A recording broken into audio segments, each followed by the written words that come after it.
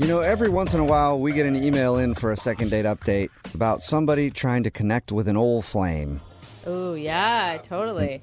Today's, I don't even think, could be considered an old flame because I'm pretty sure they went out on a date before fire was even invented. What? That old. Yeah. Andrew is on the phone, and his email said that he wants to call a girl he went on a date with 8 years ago. Whoa, Andrew. It's a long play, man. 8 years ago, Andrew? Yeah, it was high school, so it's not that long ago, I guess. Okay. Oh, So you went on a date with this girl in high school, and just now you're wanting to do a second date update. Why? It's not just now. It's been the last 8 years. Wow. Yeah, I've known her since like elementary school, and we were always friends. And then those last couple of years of high school, I just had like the most massive crush on her. But That's cute. I had a girlfriend, she had a boyfriend. Yeah, timing's everything in this world, man. Yeah, and timing was just not right. And then, like a couple months before we graduated, we were both single, and I went for it. I asked her out on a date, and she said yes. Oh my God! It's like you went on what'd you do on your high school date? No, it was actually. It's probably one of the best, if not the best date I've ever been on. Wow. Oh, A high school date? Yeah, that's a little too early to hit the peak, man. Yeah. Can't afford anything. Like things haven't improved since high school, buddy. Like we need to talk about something else. No, I mean, I think it was her. That's what made it so amazing. So, like we were getting ready for graduation. I wanted to do something special, so I took her on a picnic to a park. Like watched the sunset. The weather was perfect. I got all her favorite foods, and I got cupcakes from her favorite bakery. Dude, high school guys are so romantic. They Your really high school are. date, way more involved than anything I did in high school. It just involved us standing outside of a liquor store asking people to buy us booze. So that's impressive. No, I wanted to make it really special for her. I even brought as a surprise all of our yearbooks from like 7th grade, so we could look through the pictures and look at the messages. The messages you write to each other, like keep in touch, all that stuff. Stay cool. Yeah. I was worried because I thought she was going to think maybe it was too much, but she put her hand on my knee and then we just kind of talked for hours. So wait, you did all of this and then you never talked to her again after this big romantic hangout? So this is why I'm trying to get in touch with you guys. So I took her home and it was a little past her curfew, and her dad was on the stoop, arms crossed. Uh-oh. Was he in his underwear? Why would he be in his he- underwear? Well, maybe he was asleep already. No, he was fully dressed. Oh, Okay. Don't worry. And damn. All right. I was trying to be a gentleman. I walked her to the front door, and he yelled at her, telling her how irresponsible she was, coming home late, that she wasn't 18 yet, she wasn't graduated, and then he just started ripping into me about how I was irresponsible and didn't respect his daughter, didn't respect him. And he was just yelling in my face. Okay, and that's when you came back later and left a deuce on his front porch. What? Oh my God. No. What world were you High living in school. high school, Jubal? I apparently had a different experience than everybody else in this room. Yes, you did. All right. No deuces were left. Okay. What happened after that? Well, then he basically forbid me from seeing her again. He was like, "No, you can't see my daughter ever again." And then Wait, and you listened to him? Nobody in high school listens to that. Of course, yeah, dad forbids it, whatever. And then you just sneak behind his back and continue dating, right? No, I think that she was a little scared of her dad because she would ignore me. She wouldn't really ever talk to me. Sad. Damn. Wow. And then she went off to college at the end of that summer, and I really only kept in touch with her via Facebook. I literally haven't spoken to her even over the phone since that date. Wow. Whoa. Okay, so what do you think she's going to do when we call her 8 years later and see if she'll go on another date with you? I mean, we're still keeping it. We're Facebook friends, and I know that she just got out of a relationship a few months ago with somebody that she was with for a while. So I know she's single. Okay. But I'm not in a stalker way, but Yeah, you say not like in a stalker way, but it comes off like in a stalker way that you've been keeping tabs on her for 8 years. Yeah. I mean, here's the thing. It's it sounds sappy, but she's the one that got away. And if I can at least have a shot, if it doesn't work out, it doesn't work out. I'll Yeah. move on. But like, I want to at least try. Yeah. Like, I won't forgive myself if I don't at least try Totally. to, man. to Okay. see what could happen. And if she says no, now would you go drop a deuce on her dad's front porch? Because you really ruined everything. I'll think about it.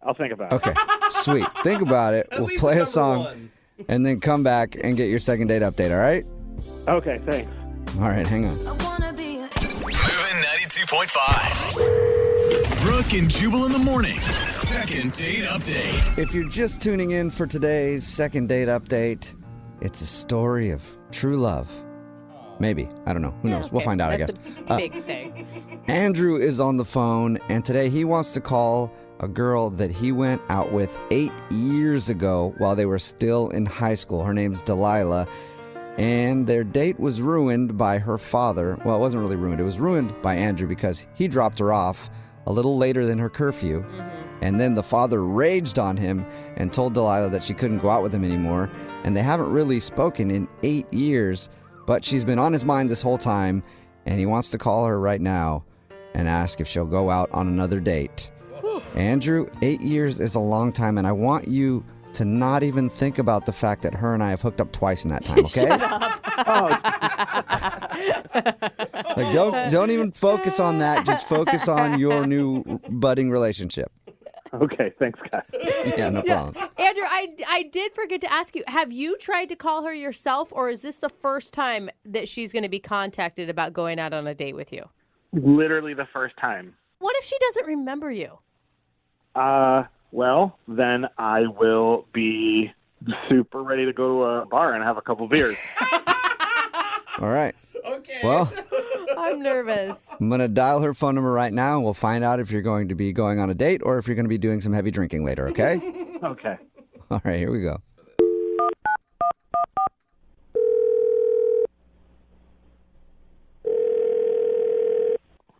Hello, Hi, I was looking for Delilah.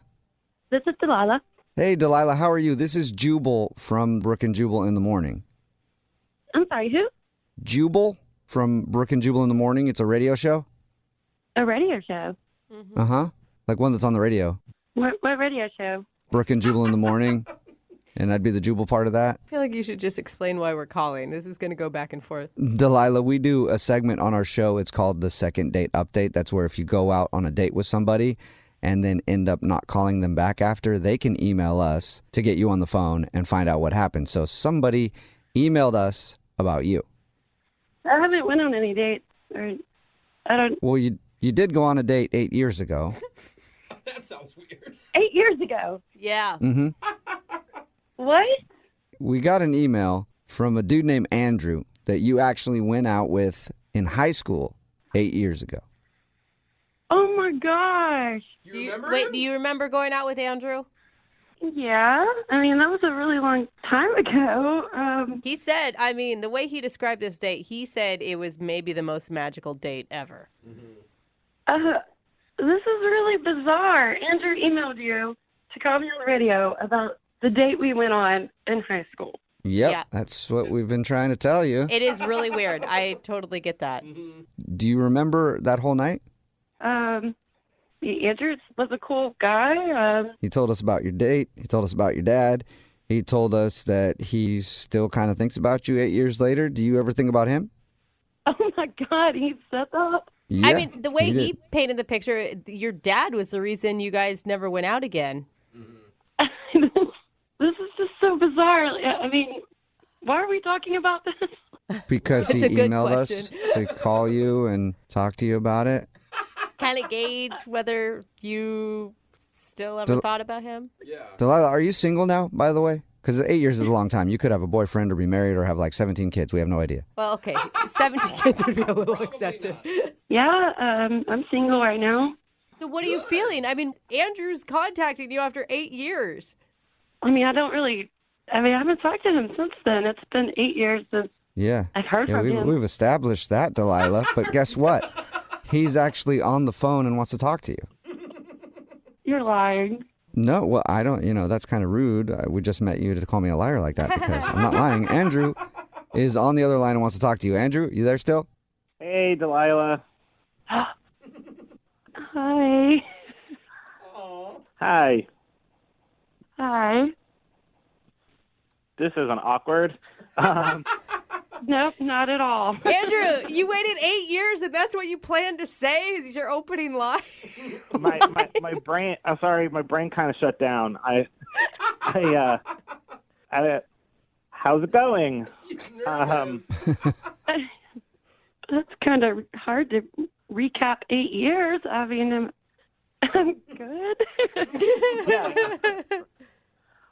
It's really good to hear your voice. Yeah, you too. Oh, thanks. Sorry I got you home so late that night. I don't know. I'm not sure. Like, I got so much to say. I hope you don't mind that I went through these guys. I mean, here we are. Yeah. So basically, here's my big question. That date was was amazing. Was it as special for you as it was for me? Like, do you ever think about that night? I mean, we had a lot of fun. I mean, I remember it all. Remember the yearbooks? Oh my God, yeah, the yearbooks with all the little messages and the little funny things and people drawing. Yeah, right. It was awesome. Yeah. Remember the song? Remember the song we were listening to when the sun was setting? I remember listening to music at the park. I don't remember what. No, but there was that song that was playing exactly when the sun was setting. Can I ask you a favor? Can I do something for you? Can I do something for you? Like what?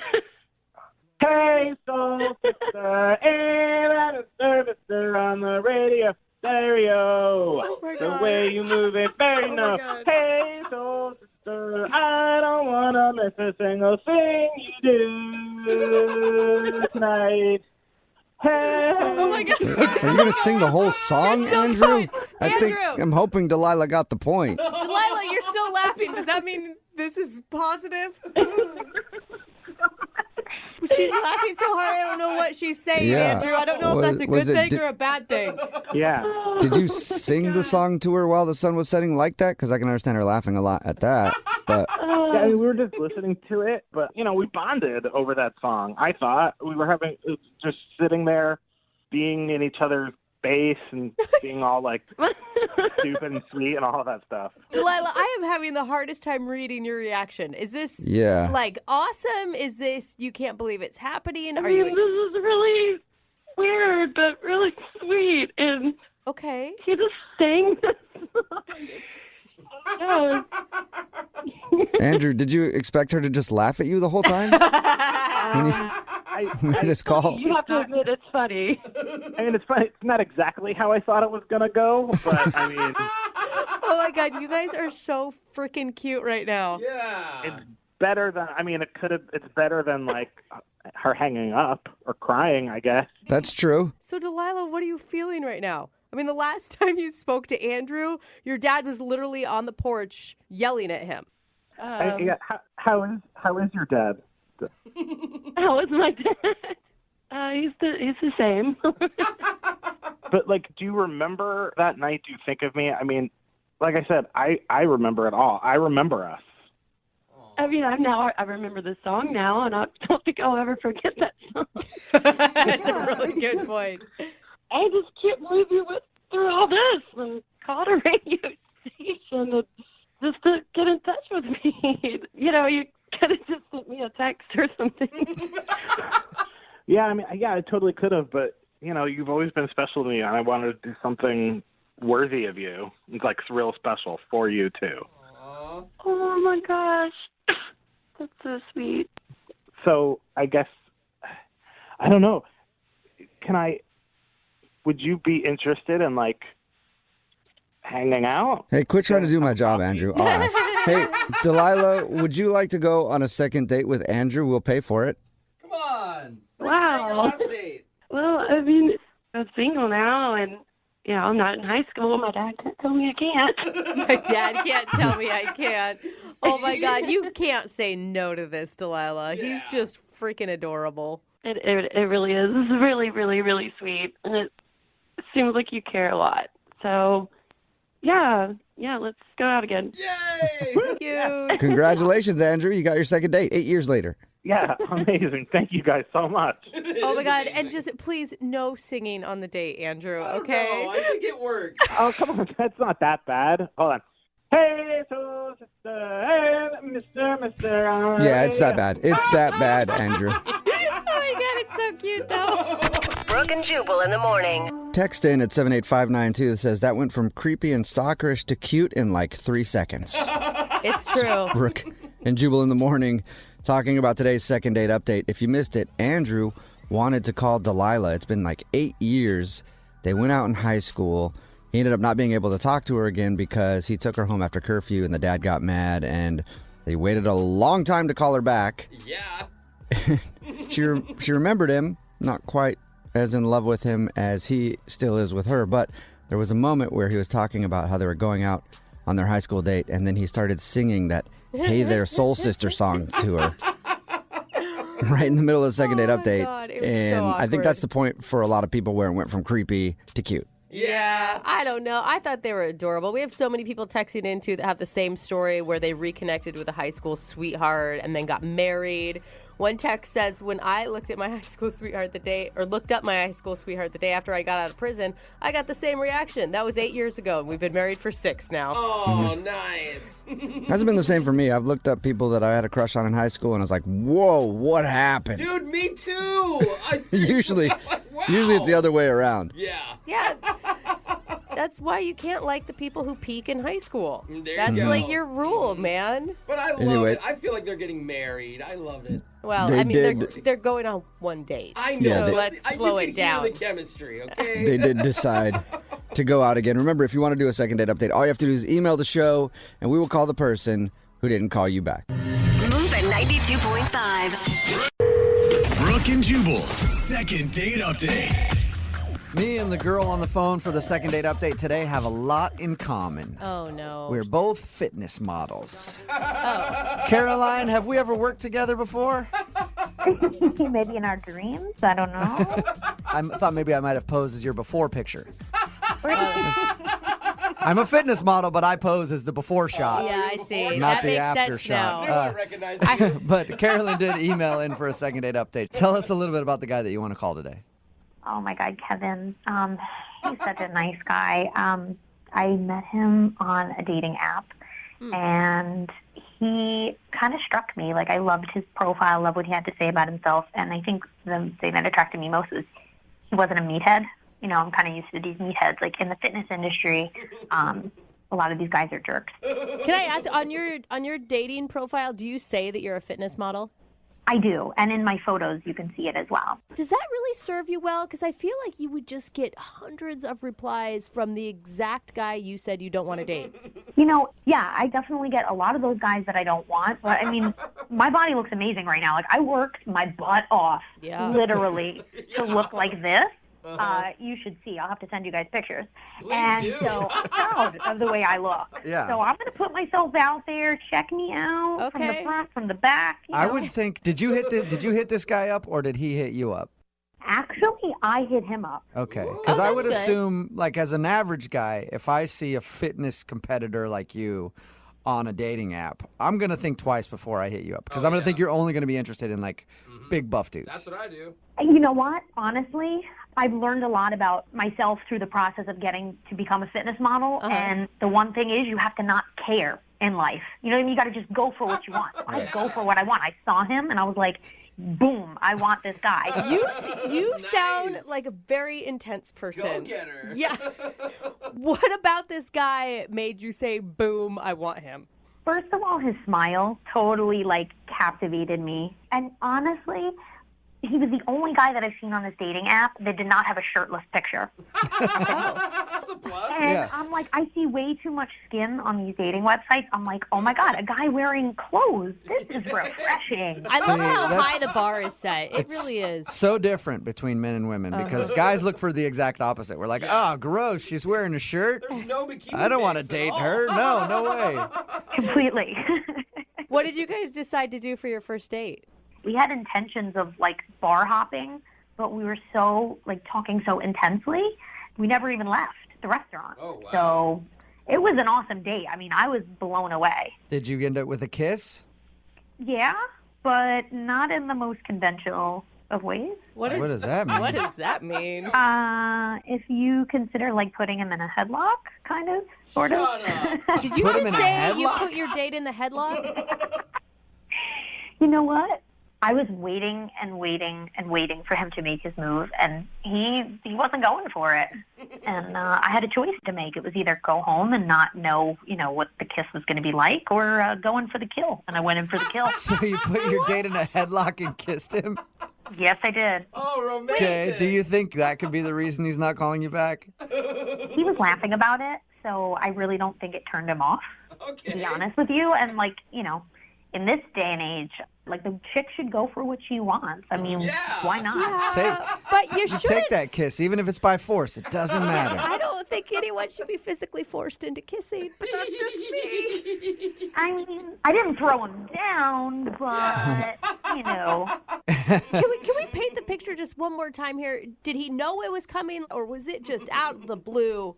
No, it wasn't out of the blue. I mean, we were messing around. I knew he was nervous. I knew he kind of wanted to kiss me, but I think he was feeling me out. And I just was like, I don't have time to wait for this guy. We're adults here. Get over And so here. I I pushed him and he pushed me, and we're just messing around playing. And then I just put him in a headlock, went in for the kill. Right. And then, the kiss lasted for a while. So it was, Oh, so he did kiss you back for a good amount of time. It wasn't like he was just wanting you to get off him. Yeah. no, he didn't want me to get off him. Okay. Definitely not. Oh my gosh. Nice. All right. And how long has it been since you guys talked? About a week and a half. Okay. He won't answer my texts, and I tried, playing it cool. When we were on the date, I was joking around with him. I was a little drunk. We were both a little drunk, and I was like, oh, I could probably bench press more than you, and ha, ha, ha. And so I kind of threw him a text, and I was like, hey, when are we going to, bench press together and have this competition? And blah, blah. I'm trying to be flirty. And maybe he's scared, I'm emasculating him. Yeah. Is see that. he into fitness too? Because it seems like you're only talking about fitness when you're retelling this story. He's an average guy, nice physique, tall. He's got muscles, but he's not into it like I am. I'm definitely count my macros, bring my meals with me everywhere. But I went on a cheat meal. I went on the date the night of my cheat meal. So it was a big deal for me. So, and I kind of broke it down for him. I was like, this is how it works. This is how I hit my macros. What the hell is a macro? It's it's a nutrition thing. Yeah, I mean, it's macronutrients. Basically your proteins, carbs, and fats divided into percentages per day. That sounds like a horrible date I topic to still don't me, get it. but okay. Yeah, they're still so confused. All right, well, we're going to play a song, come back, and get your second date update, all right? Awesome. Thanks, guys. Okay, hang on. Moving 92.5. Brooke and Jubal in the mornings. Second date update. All right, here we go, guys. We're almost to the end of the second date update. Just push a little bit more. Only a little bit longer to go till the second date update is over. Just going to need you to listen for about 10 more minutes, okay? Push, push. Just 10 more minutes and we're almost done. Push, push. Just 10 more minutes. It's always fun. Push, push. We're almost to the end of the second date update, okay? Caroline, how you doing? Caroline on the phone, how you doing? Hey, I'm hysterical right now. Oh my God. If you don't understand why I'm doing that, Caroline is in the fitness industry. She's a fitness model, and today she wants to call a guy named Kevin, who she went out on a date with, and he is not a fitness model or involved in the fitness industry at all. As a matter of fact, he doesn't really work out, and that's what she was looking for. So she was excited about the date. They went out. She did get a kiss at the end of the night, but it was not in the most conventional way possible. Can you recap that for me one more time, Caroline? Well, he wasn't really going in for it. He was kind of being a chump. And so, I started messing around. We were pushing each other. And then I just put him in a headlock and gave him a kiss. Sometimes a girl's got to do what a girl's got to do. Yeah, And I dig it. I wanted what I wanted. So now he's not calling you back. We're going to get him on the phone and find out if something went wrong on your date. Are you ready? I am so ready. Okay, here we go.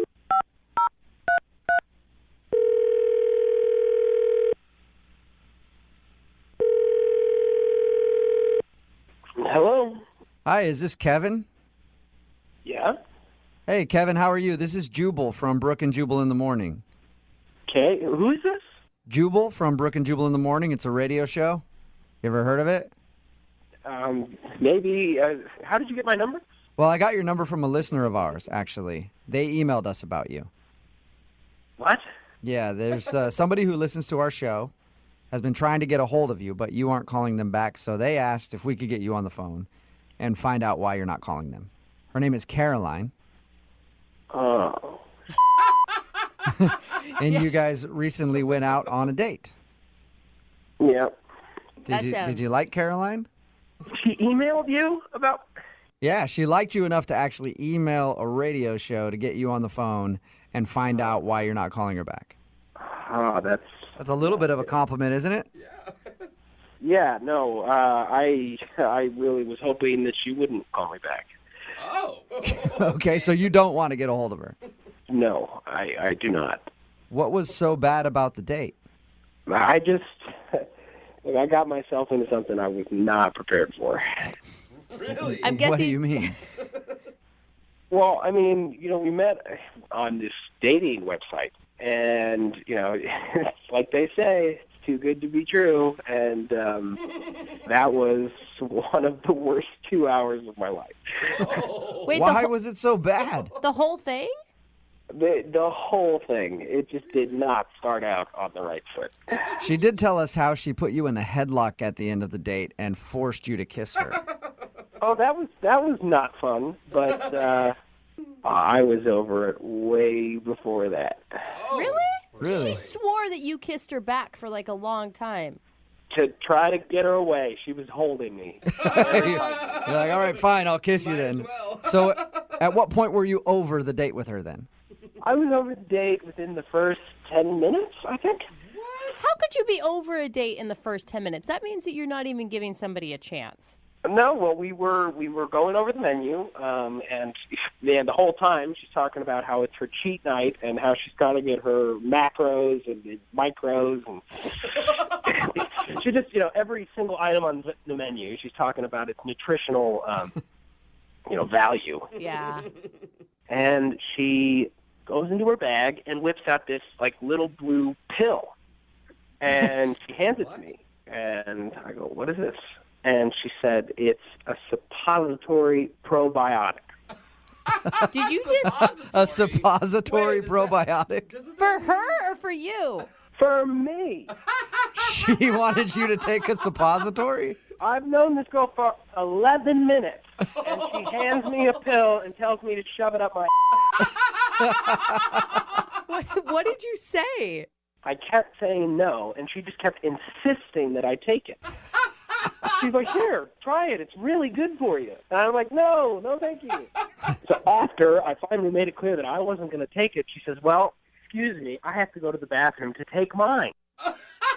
Oh, So she wow. leaves, goes to the bathroom. I'm sitting there wondering if she's being serious, then comes back saying, "Oh, it's so much better. I feel so much better now. Let's eat. Let's have a fun date." Describe that exchange to me again. It's one of the weirdest things I've ever heard. She hands me this pill, and she goes, "Do you know what this is?" And I said, "No, I don't know what it is." And she goes, "Oh, it's a probiotic, specially designed to help promote healthy colon ecology or something." It's colon digestion, if you were listening correctly.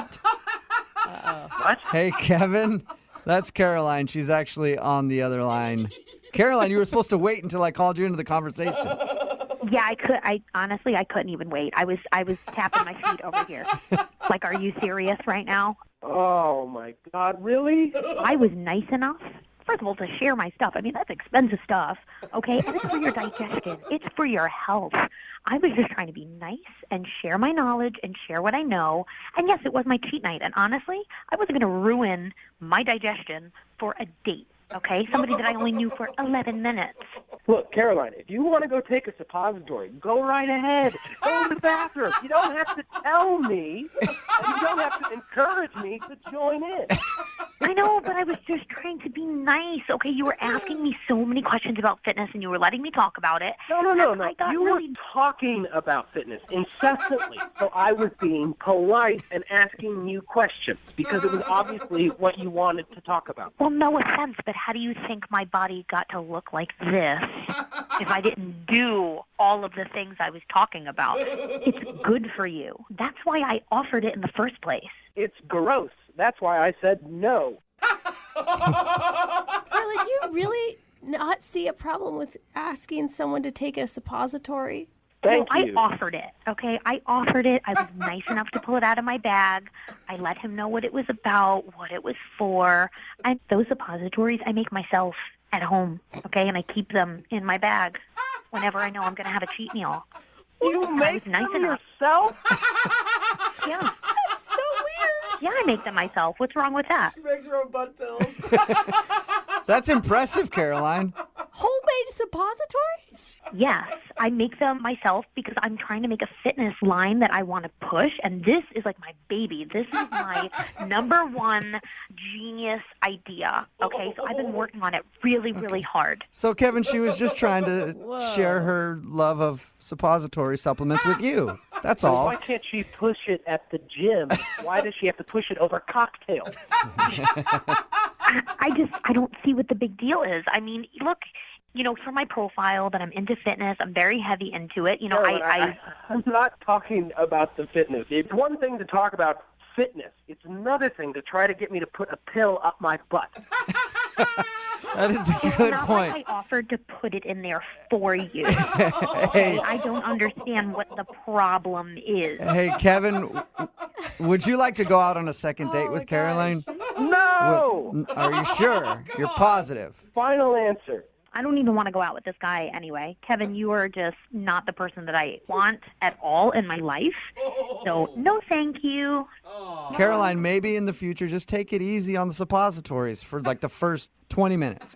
You know what? I'm not going to change who I am for anybody. So, I'll just make sure I look for somebody that is as into fitness as I am, and that's it. Like, I will not change myself. All right. I Well, will bring those suppositories, and I'm going to make a lot of money. You, You go, girl. you do you. all right. Well, I'll find you a date, Caroline. Text in right now, 78592, if you're not scared to put a pill in your butt on the first date. I will hook you up with Caroline. Brooke and Jubal in the morning. Brooke and Jubal's second date update. Today, a dude named Adam is on the phone for a second date update, and his email said it was one of the worst, but also one of the best dates of my life. Huh. How's that? So I'm really interested to hear what happened. Hey, Adam, what's up? How are you? Hey guys, how's it going? I take it the good outweighs the bad since you're on the phone with us trying to get a second date update. Yeah, I don't know. It's like one of those dates that kind of like you didn't think would go too great, but then it just, Didn't go great, but also went great. Yeah. We totally know what Yeah, you're saying. no clue what you're talking about. Why don't you tell us? Okay. The girl you want to call today, what's her name? Marcy. Marcy. All right. And how did you meet Marcy? We met at a bakery. Oh, that's kind of cute. Were you guys both Yeah. buying bread at the same time and you reach for the same loaves and your hands touched? No, I had to put a little more effort into it, but I was just there, getting coffee and stuff. But she was picking up a cake, and I thought she was kind of cute. So I sort of just struck up a conversation and was like, "Hey, is that cake for me? Because it's my birthday." Was it actually your birthday, or is that just a Oh line? God, no, Okay. not even close. All right. Corny, Well, but- fabulous pickup line. It would have worked on me. It obviously worked on her. Yeah. So it was like one of my stronger pickup lines. So So it sounds strong. Did you actually rip the cake from her hands and say it was your birthday? And Give it to me. yeah. she was like, "Well, it's my friend's birthday, so she'd be kind of mad if I gave away a piece of her cake." So I was like, "Well, really, I just wanted your number." Oh, Okay. look at that smooth, There man. you go. Yeah. And so she was happy to oblige that. That's awesome. So what'd you guys do Yeah. when you actually went out? We just went out to a bar to, have some drinks and kind of talk and stuff. What was your mood going into it? Oh, it was great. Like, we were super friendly. That and, was the like, bad part. You're like, oh, I didn't want to be there at all. Yeah. Well, the bad part was probably like 20, 30 minutes into it. We're really like vibing, and I keep getting a couple calls from my mom, which is not like really normal. She doesn't usually call a bunch of times. Right. So then you automatically think it's an emergency. I would. Oh, yeah, absolutely. And it was, my grandfather had died. Oh, man. buddy. That's not the kind of news you want to get in the middle of a date. I guess it depends on your relationship with your grandfather, but Oh, my God. I would think it would be a bad thing. He's like, yay! Yeah, he's like, that guy was an a-hole. Either That's that- fabulous. So I'm guessing you didn't like the news.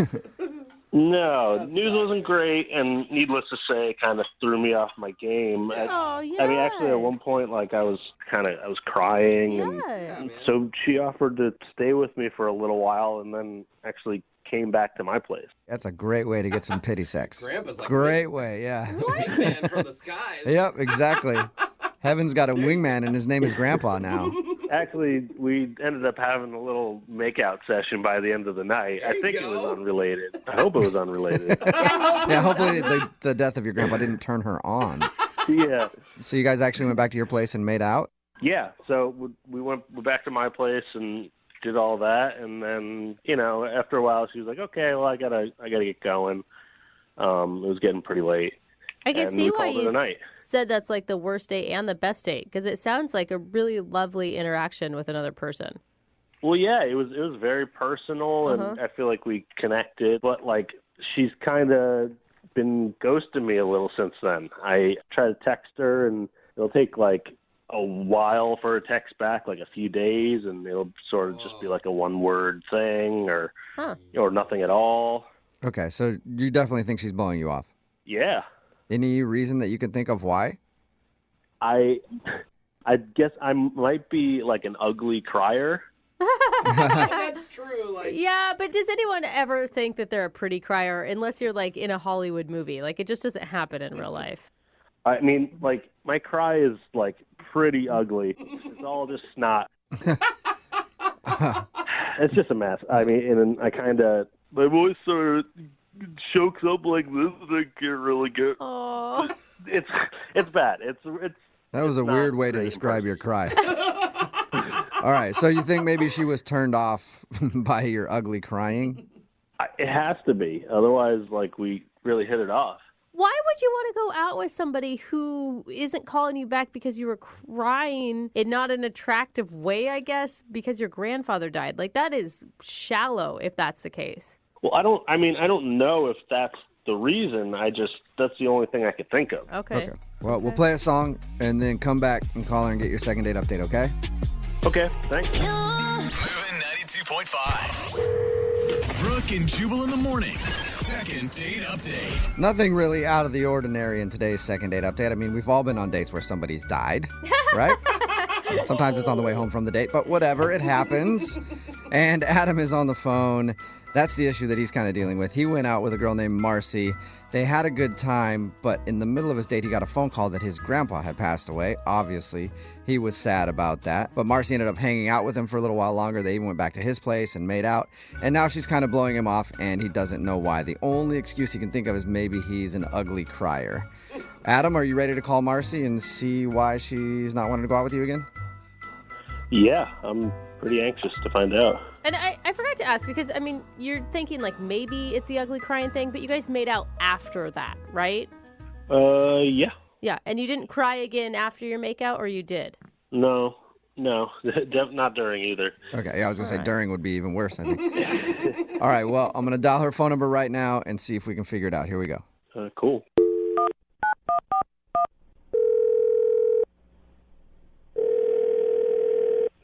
Hello? Hi, can I speak to Marcy, please? This is she. Hey, Marcy, how are you? This is Jubal from the radio show Brooke and Jubal in the Morning. Okay. Okay. How did you get my number? I have everybody's number. That's not on true. speed dial all the time. I got your number because... Is this like a prank call or something? No, it isn't. Okay. One of our listeners actually emailed us and asked if we could get in touch with you. Okay. His name is Adam, and you guys went out on a date the other day. Oh, gosh. And we do a segment on our show that's called the Second Date Update. It's where if you go out on a date with somebody and then end up blowing them off after, they can email us to get you on the phone and ask why. So Adam emailed us, told us a little bit about your date, and also is confused why it seems like you don't want to go out with him again. Oh, my gosh. Are you serious? No, this is all joke. Prank call. No. Come I'm 100% serious. Oh, gosh. I mean, I don't know what to say. I feel bad. He said a lot of nice things about you and about your guys' date. It sounds like you guys really had a connection. I don't know. I just kind of thought the whole night was a little weird. Well, I can understand that. I mean, he told us about the date and how he got a call in the middle of it that his grandpa had died. That would make things weird, I would think. Yeah, and I feel so bad. It did sort of put a damper on everything. Was that the part where things got a little weird, was when he got upset and cried about his grandfather passing? No, it wasn't. I mean, I hate to say it, but I kind of knew pretty early on into the night that I just wasn't really feeling it with him. And I can't really explain it. Like, I don't think it was anything that he actually did or said. Well, he said you guys made out. Like, I feel like he obviously did not interpret. I mean, I know I shouldn't have done that. I really shouldn't have done that. But yeah, that was going to be my question. If you weren't feeling him, why make out with the dude? Well, because I was pretty much gearing up in my head how to tell him that, I'm not really feeling it. And I was literally like about to do it. And then he gets this call.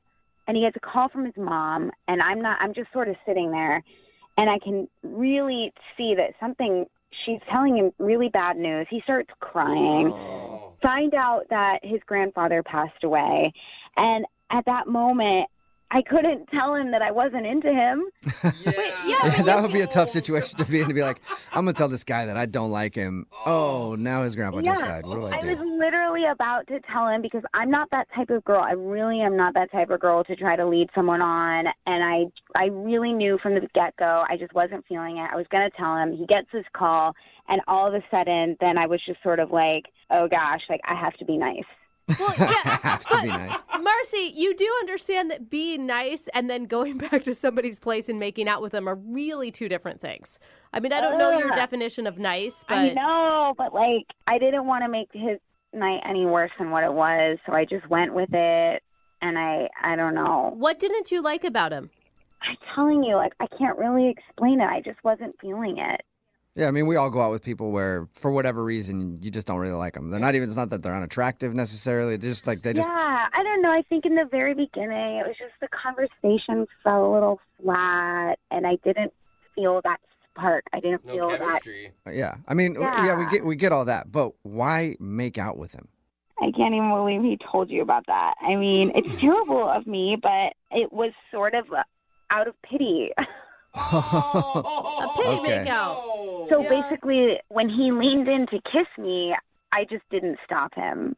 I would, like, it's easy to be judgy about that, but in the same vein, I feel like everyone in this room has made out with somebody that they weren't actually that into before. Oh, I've done it for years in some relationships. For sure. You're so wrong. Oh, my God. I don't know, guys. Like, as much as I knew that I really shouldn't be doing this and that it's so out of character for me, and I was not trying to take advantage of him in any way, but at the same time, I just witnessed this guy that I hardly know get told that a very close family member of his passed away. Yeah. I just didn't have it in me to not please him a little bit. I don't know. Okay. Wasn't there any moment, like there wasn't one moment where you were like, oh, maybe I was wrong. Maybe I could do this. Maybe I could be into him. No. Oh. Not at all. Okay. All I was right. looking for hope there, Marcy. Well, Marcy, I do want to let you know that Adam is actually on the other line listening and wants to talk to you. No. Are you serious? Yes. No. Yes, I am. Oh, my. What more can you guys do to me? Adam, are you there? Oh, gosh. Yeah. Oh, gosh. Hey, Marcy. Bummer. Hey. Oh, my gosh. I mean, that whole thing, was that a pity? I mean, I just didn't want to hurt your feelings. I don't know. You had already been hurt enough that night, and I just really felt so bad. As hard as it was for you, it was hard for me too, because I was stuck in this like rock and a hard place, you know. I mean, like we got pizza together after, like that was just out of pity, like as a pity pizza. Good name for a restaurant. I mean, man, I don't really know what more I can say. But I mean, did you give me like clear signs that you weren't interested? It seemed like you made out with me because of pity. I mean, pretty much. Yeah, I'm just being honest with you now. I feel like mean, that's worse. you called the radio It is station. worse. I don't know what more. It's worse. I just. I mean, you used a lot of tongue for a pity kiss, right? Oh gosh. Okay. Yeah, I Okay. mean, Marcy, a pity kiss has a certain amount of tongue. Were you going overboard on the tongue with your pity kiss? Right. It was not a non-committal makeout session, you know? Like I said, I felt really bad. I literally said it. I had to do something to like make your night a little bit better, and I don't know what else I can say. Wow. I mean, you are a very talented actress then, because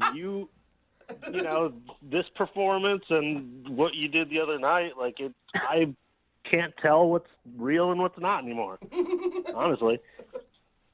I mean, what's real is that I think you should just try to move on. Ooh. Just because I did that, I don't think it means that I have to go out with him again. No, it doesn't. It was just A second one would be another pity. Yeah. And there's like 2 pity dates, basically. yeah, and now we've gotten in too deep. You know what I mean? It's I mean, I can't believe you would do that. If that happened to you and one of your relatives died, I would do the respectable thing and just walk away. Just get out of there. okay. Leave you alone. Yeah. Guys, I don't really. This is getting to be too. I tried to be nice. I really did. I'm really sorry. Okay, well, don't be sorry just yet, because I do have to ask you if you'd like to go on another date with Adam. We will pay for it. Would you like to go on a second date? No. Okay, I thought that was coming. Adam's like, I didn't even want you to ask that question anymore. Because Marcy, you are a real piece of work, just leading a guy on like that. That's Seriously? unbelievable. Okay. This is taking me back so much. I was literally just trying to be nice to you. I was trying to support you. I mean, is there anybody here that can back me up on this? Am I crazy or something? I was just trying to be nice. No, they're not going to back you up. Okay, guess not. Well, either way, Kinda get Adam, it. you didn't get your second date, and at least you know why now. And Marcy, thank you for taking the time to talk to us about it. Appreciate it. Yeah, now I feel 100,000 times worse. Thank you. Well, Sorry, I Marcy. want both of you guys to think about this. That night when you guys were making out, Adam's grandpa was watching you. Think about that. Brooke and Jubal in the morning. Text in at 78592 said, I probably would have done the same thing. Brooke and Jubal in the morning. People. Talking about today's second date update. If you Oh, missed it, this dude man. Adam wanted to call a girl named Marcy that he went out with. When they were out, he found out that his grandpa had actually died, and he was very upset. But she was there for him, and they went back to his place, and they even made out. But when we got her on the phone, she admitted that she was never really into Adam. She only stayed with him that night and made out with him out of pity. Yeah, a little pity makeout. Yeah, she was about ready to tell him that she wasn't into him. And then he went to go then he got the call that his grandpa died, and then she was like, damn. It kind of blew everything. Yeah, I will say, I think the most important text that I agree with that we've gotten several is he did sound exactly like Seth Rogen. Yeah, he did sound a little bit like thinking that. That's The the whole- most important piece that It you was took from bugging me. everything. I'm like, who does he sound like anyway? Sorry. Maybe it was Yeah, he Seth does. Rogen. Anyway, they are not going to go out again. If you want to do a second date update, just email the show and we will call the person who didn't call you back. Young Jeffrey's Song of the Week is coming up in just a few minutes at 8:10. Brooke and Jubal's second date update. Today's second date update has almost all of the components of a perfect love story. Oh, I love it already. You have a house party with tons of people, That's not really us. alcohol, Uh, a drunken hookup in the bathroom. gross. Come on. That's no Ryan Gosling film. But Callie, who was on the phone to do a second date update with us today, missed one of the major components of the perfect love story. We've got all those things. But Callie, I read your email and it didn't say anything about puking. And everybody knows that every love story has to have a little puking in it. Of course. Oh, God. Kelly, you want to tell us a little bit about your love story? Well, I didn't puke. Maybe I should have. Yes. Then the evening probably would have ended a little earlier. If you would have puked, you wouldn't be doing a second date update right now. You'd be getting married probably. What man doesn't love a puker is what you're saying? Apparently, Callie met a guy at a party and they got a little drunk together. Okay. She's going to tell us about that. What's the guy's name? His name is George. Tell us a little bit about George. My friend Becca had a party with her boyfriend at their new house, and George works with John, Becca's boyfriend. And we met early in the party, and it was like the best party of my life. We had an amazing time. So you're certain that he's cute because you met him when you were still sober? Oh, yeah. Yeah, no. I mean, like, I'd had maybe 1 or 2 drinks early in the evening when we first, really started chatting. But okay, he comes up to talk to me, made me laugh. We had a great time. We talked all night. It was amazing. I want to get to the real amazing part, the hookup in the bathroom. Oh, I knew you jumped directly there. What happened with that? Do we have to jump to the end first? I mean, we had a whole lovely night together. Well, I'd like to know about that first, yeah. But if you feel like you want to tell us some other information before you get to hooking up in the bathroom, then I guess if you have to. Just make it quick. It just makes me sound so terrible. No, it doesn't. You met the hot guy. I mean, he came up to you in the party. Yeah, everything was going great. We kept drinking. I don't remember exactly the whole evening. But I remember that we danced. That was great. We started kissing. Oh, so this is embarrassing. I was talking about how I could tell the future. He was like, "What are you talking about?" So I decided to do this whole future telling thing where I started reading his palm. Are you actually like a fortune teller, or was this just something where you were hammered and you're like, this is going to be cute? Yeah, I just thought it would be cute. I mean, I don't know. I think I read an article about it in middle school or something. All right, so drunken Callie thought it would be cute to tell him that you were a fortune teller. Yeah. And what do you remember about that? Well, I think I remember this clearly because it was embarrassing. Okay. What happened? I told him, I said, I see in your future a marriage to a short, hot blonde. What? And I'm guessing you're the short, hot blonde in that situation. That's me. Yeah, I'm short and I'm blonde. I thought you were going to predict the bathroom hookup, not the marriage. Well, so then he was clearly that made him nervous, and I realized, oh God, get it together. We're talking about marriage with a guy you just met.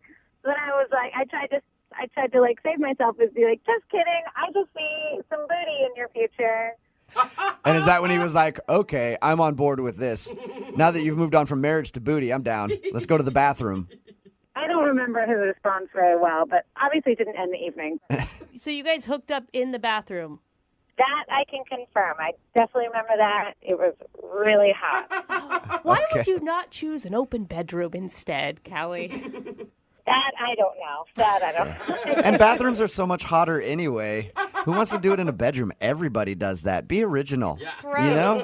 Yeah, I'm up for adventure. We'll go wherever. How did the bathroom session end? I don't remember how it ends. This is why I really need your guys' help. Do you remember even saying goodbye to this guy? No. All I remember is that we were making out in the bathroom. It was really hot. That's the last thing I remember. I know that we did not sleep together. We did not. I thought you said you had a hookup in the bathroom. Yeah, but we didn't go that far. Oh. They just made out That's in a the bathroom. letdown. Yeah, Phrase it differently next time. Just say you made out in the bathroom. I was all excited. Okay, so you didn't sleep with the guy. No, I woke up on the couch at my friend Becca's house with all my clothes on. So. But you did get his phone number because you've tried to call him.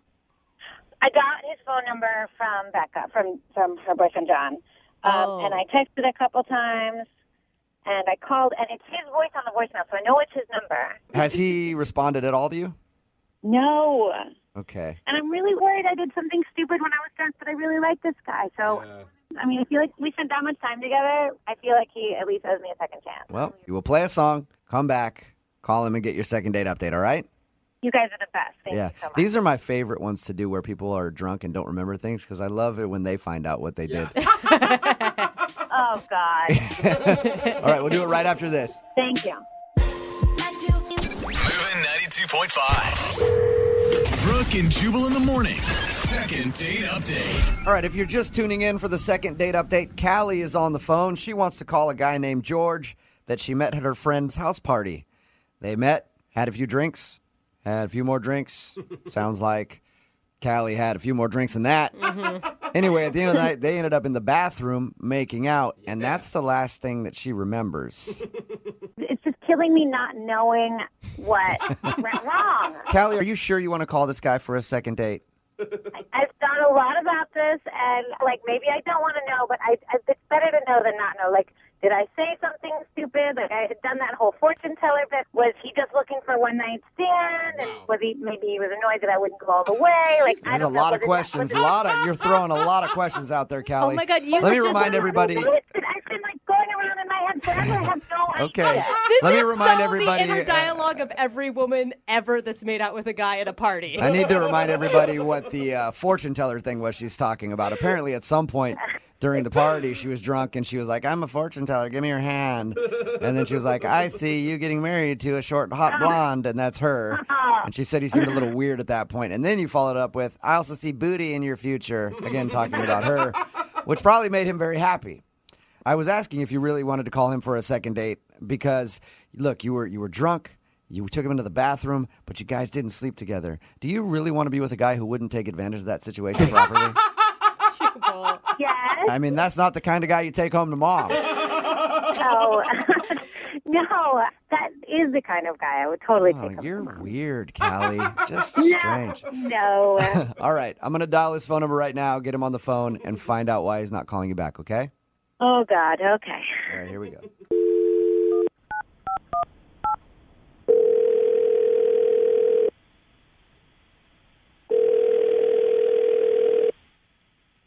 Hello? Hi, can I speak to George, please? Yeah, this is he. Hey, George, how you doing? This is Jubal from Brooke and Jubal in the morning. I'm good. Who is this?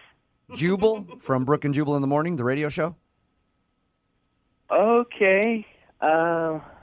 Why? That's a good question, George. I'm calling you today because one of our listeners emailed us about you. Okay. Her name is Callie.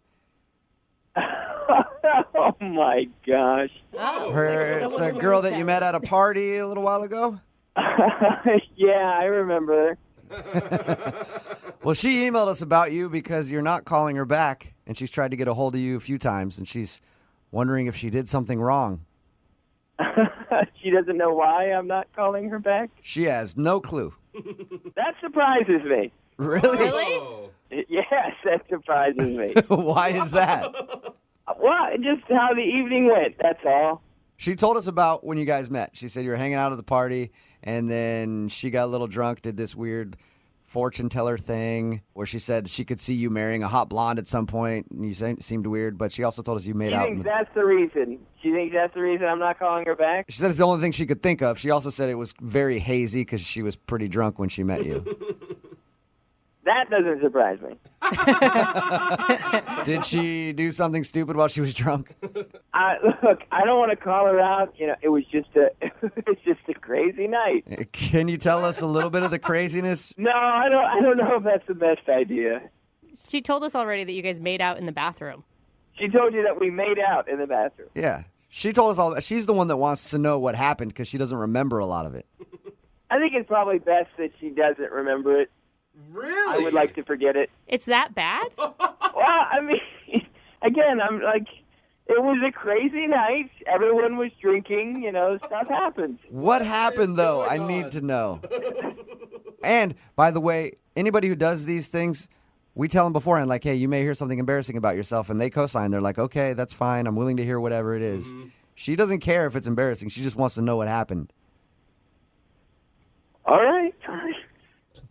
We did go to the bathroom, and there is something that happened in there that will be burned into my brain for the rest of my life. Whoa. My mind is spinning right now. There's lots of possibilities. I'm with you, dude. Well, we were making out, and she just, like, stopped, right? Mm-hmm. And she whispered in my ear, "Turn around and close your eyes." So I'm thinking, this is going to get pretty nice. We're going to see some... I don't know if anybody said to me, turn around and close your eyes, I'd be scared. Well,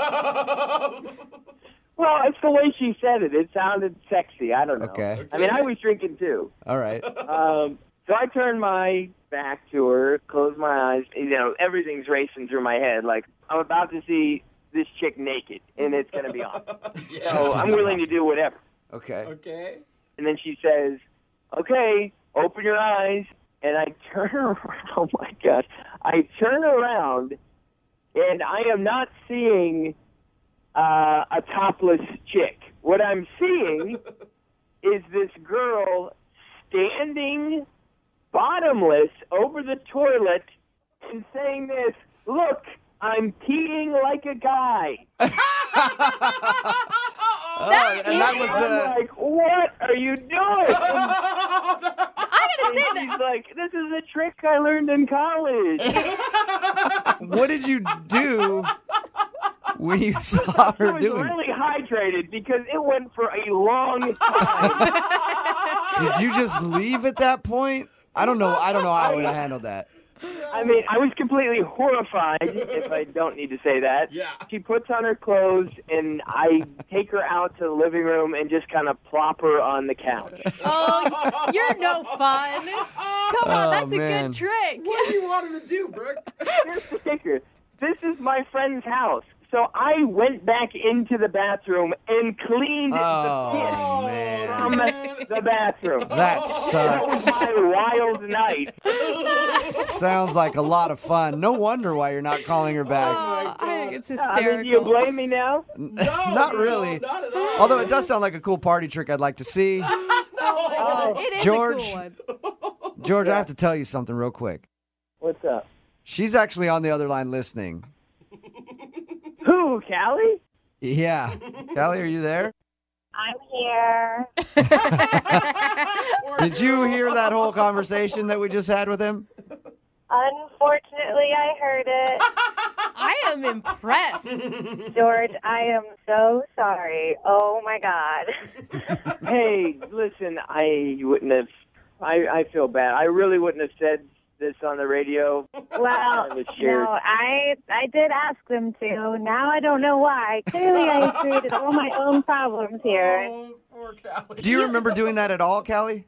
I don't remember that at all. If it, I did learn that trick in college. In college, I was really good at it, though. I didn't splash everywhere. Oh my God. Was this like I swear I have not done that since like my junior year of college. Like, it's kind of developed really fast. That was a little throwback for you, just trying to see if you could still do it. I mean, I learned back then that other people are actually not impressed, so I stopped doing it. That's so weird. But you see, George, Callie liked you so much she was trying to impress you. Yeah. Well, it definitely left an impression. But can't you see, George? Like, she's just a fun girl. That's a funny trick, you know? Like, gross, but- whatever. Like, you could look past that. Yeah, I'm not so sure about that. But everything was good up until the peeing all over everything point. I kind of feel like the peeing overshadows pretty much anything positive that came out of it. I've learned that a lot in life on many occasions. You have? Yeah, peeing usually trumps everything else that happened up until that point. I do like her delivery of it, though. Like, it was going to be a big surprise. Yeah. Turn around. Yeah, look A at magic trick. Look at Oh, that. God. Oh, God. Hey, George, at this point, I would love to ask if you'll go on a second date with Callie. I will pay for it. You know, I think I'm gonna pass. Oh, come on. Oh, man. Callie, you do seem like a nice person, but, you know, I really wouldn't be able to look at you the same. Oh. Kelly, you tell him how great you are. Well, at this point, I feel like I couldn't look him in the eyes, so it's probably for the best. Oh, man. All right, well, not a successful second date then, but maybe you can be friends.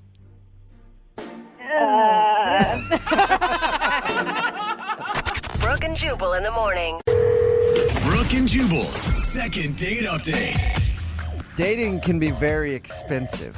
That's why you shouldn't do it. No, that's But- not true.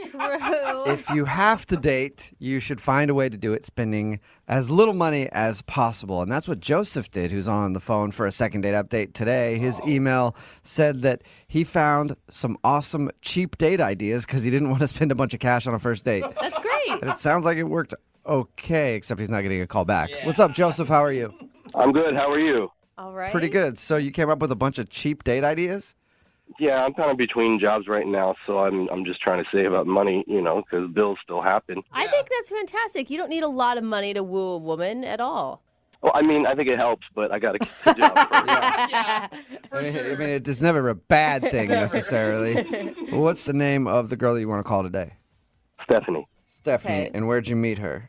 Well, I didn't delete my dating app just because I'm not working, and so she sent me a message, and she was really pretty, and I liked the way her hair framed her face, so I took a chance. And well, So you like the way the hair framed her face. yeah, it really makes her eyes pop. She's got these pretty blue eyes. I've just never heard that You before. are so cute. Or a hairstylist. I'm not sure which. Yeah.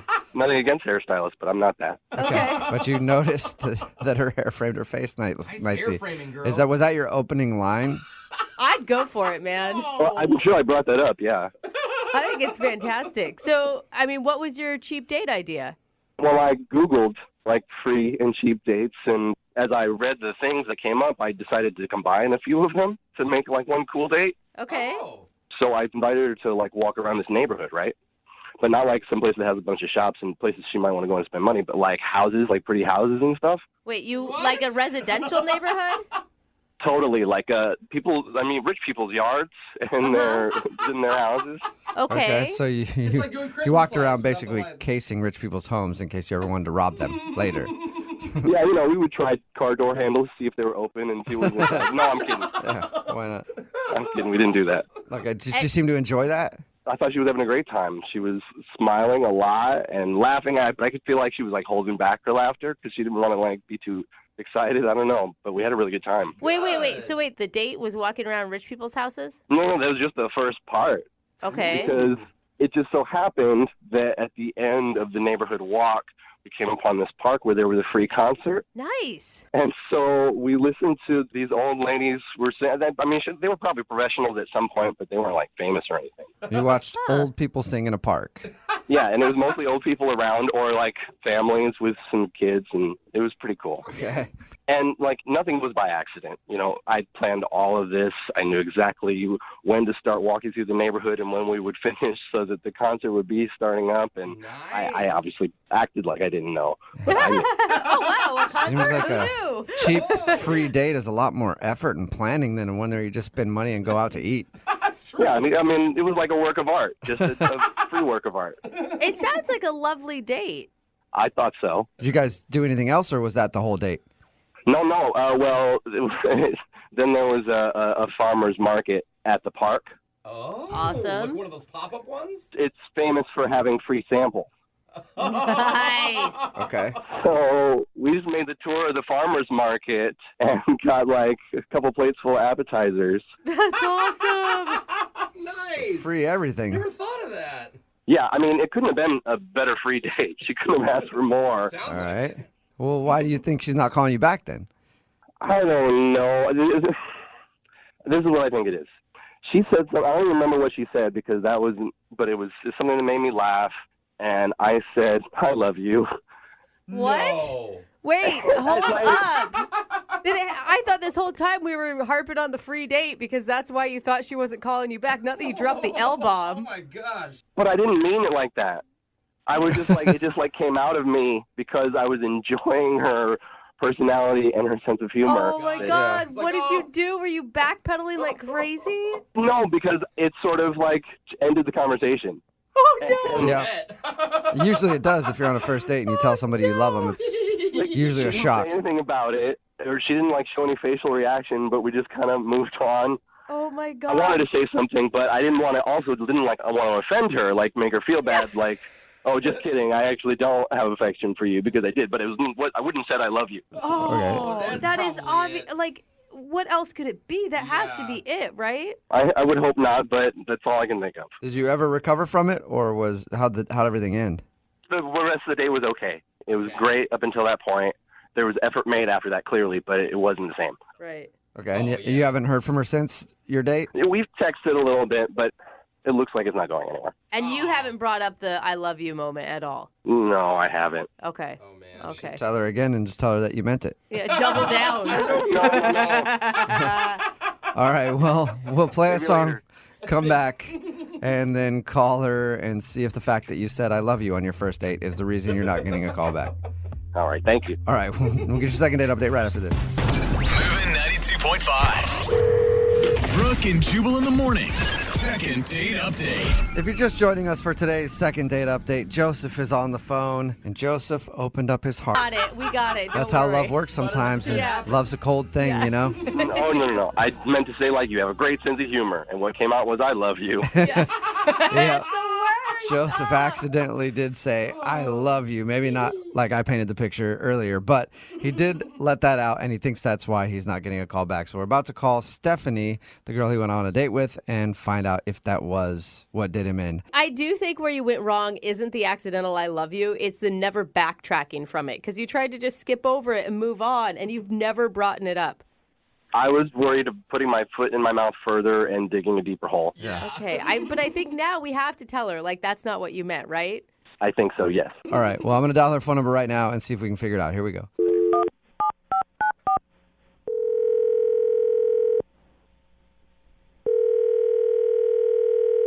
Hello?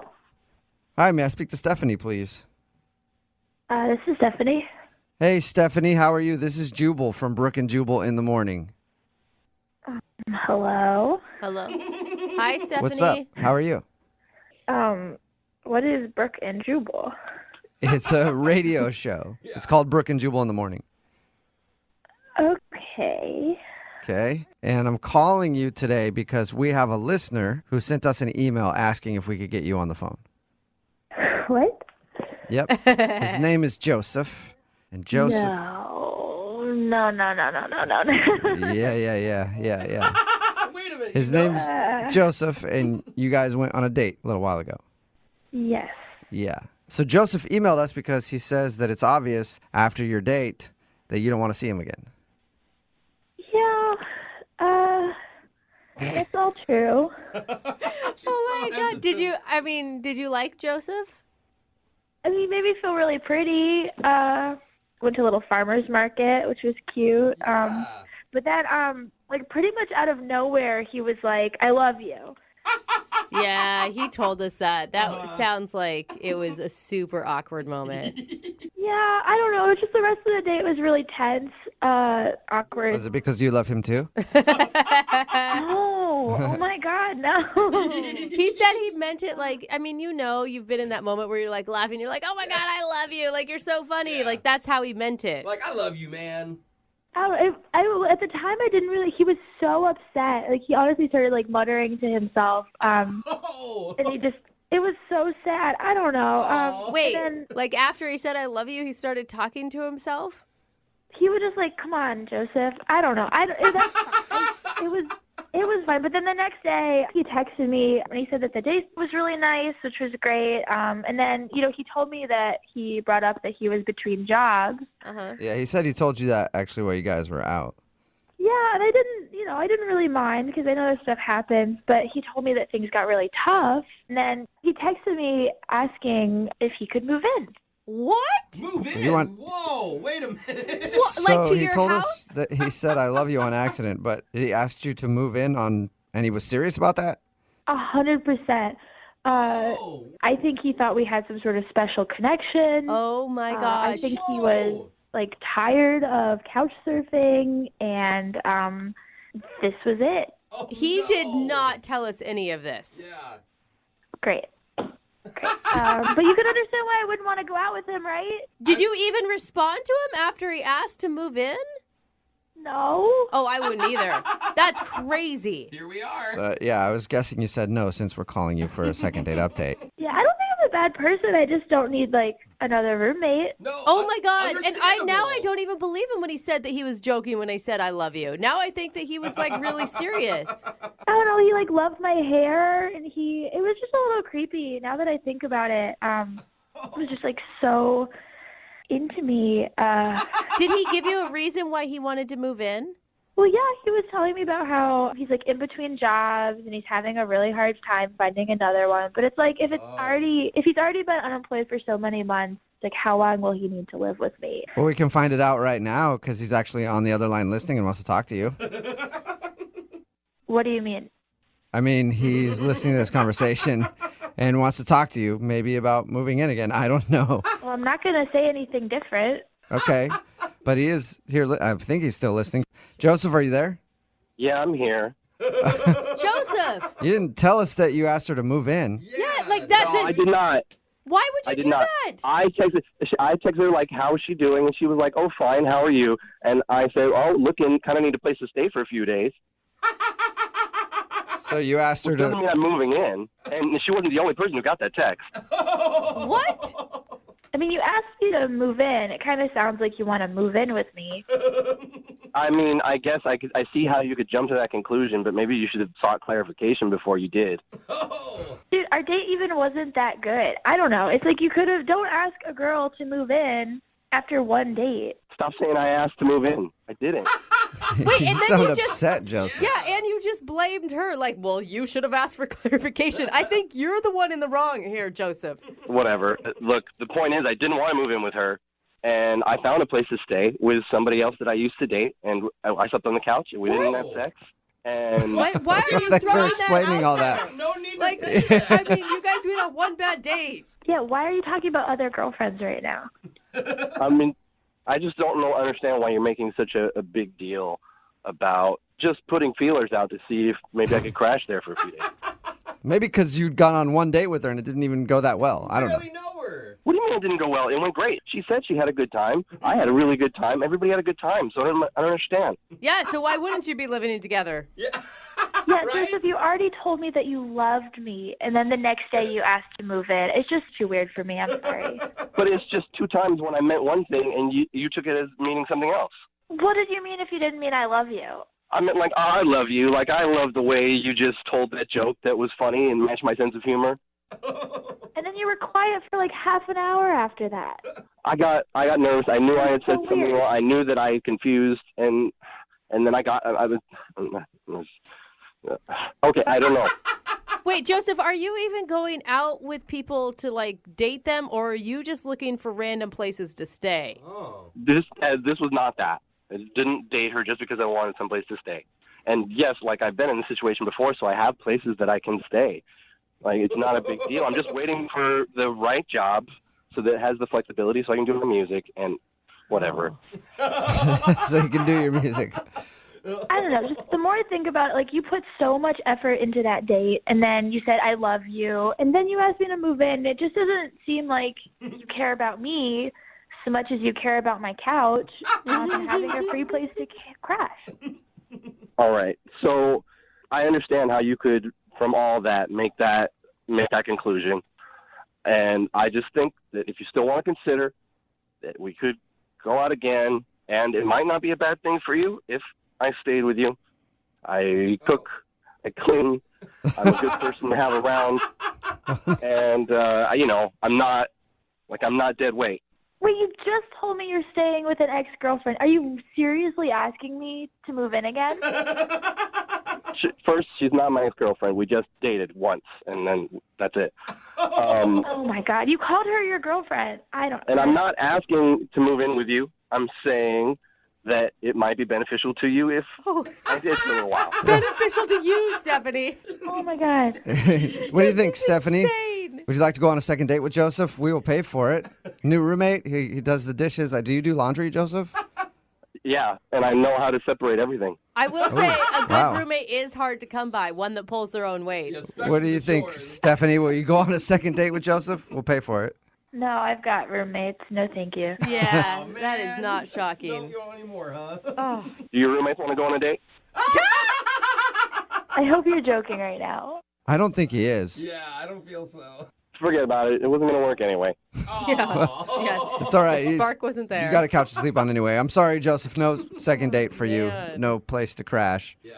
That's okay. I'll be fine. Yeah, I'm sure the God loves me and God loves you too. The person thanks. listening that's the most sad to this is the person he's living with currently. She thought he was finally going to leave. Brooke and Jubal in the morning. Really interested to hear what happened in today's second date update because Wade, who is on the phone with us, he wants us to call a girl named Miley. They went out on a date, and after their date, he got 2 texts from her.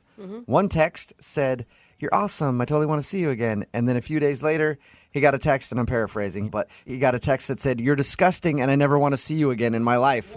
A few days later. Wow. And he hadn't hung out with her any time between those texts. What? So it went from, "Yeah, I want to see you," to "You're disgusting," without them even seeing each other. Wade, what's up, man? How are you? I am not good. and I'm really confused. That's understandable. I'd be confused too if somebody was like, "Hey, I really want to see you again," and then the next day they're like, "You're a disgusting pig and I hate you." Right? I mean, it makes no sense to me whatsoever, and I'm kind of glad that somebody is trying to help me figure this out because it's driving me crazy. Maybe she's just crazy and she's playing like hard to get.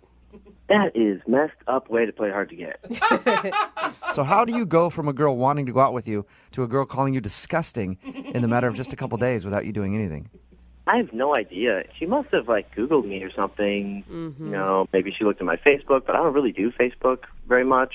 So If she looked at your Facebook, is there something on there that would be disgusting? No, there's nothing disgusting on there. You're not married or anything, right?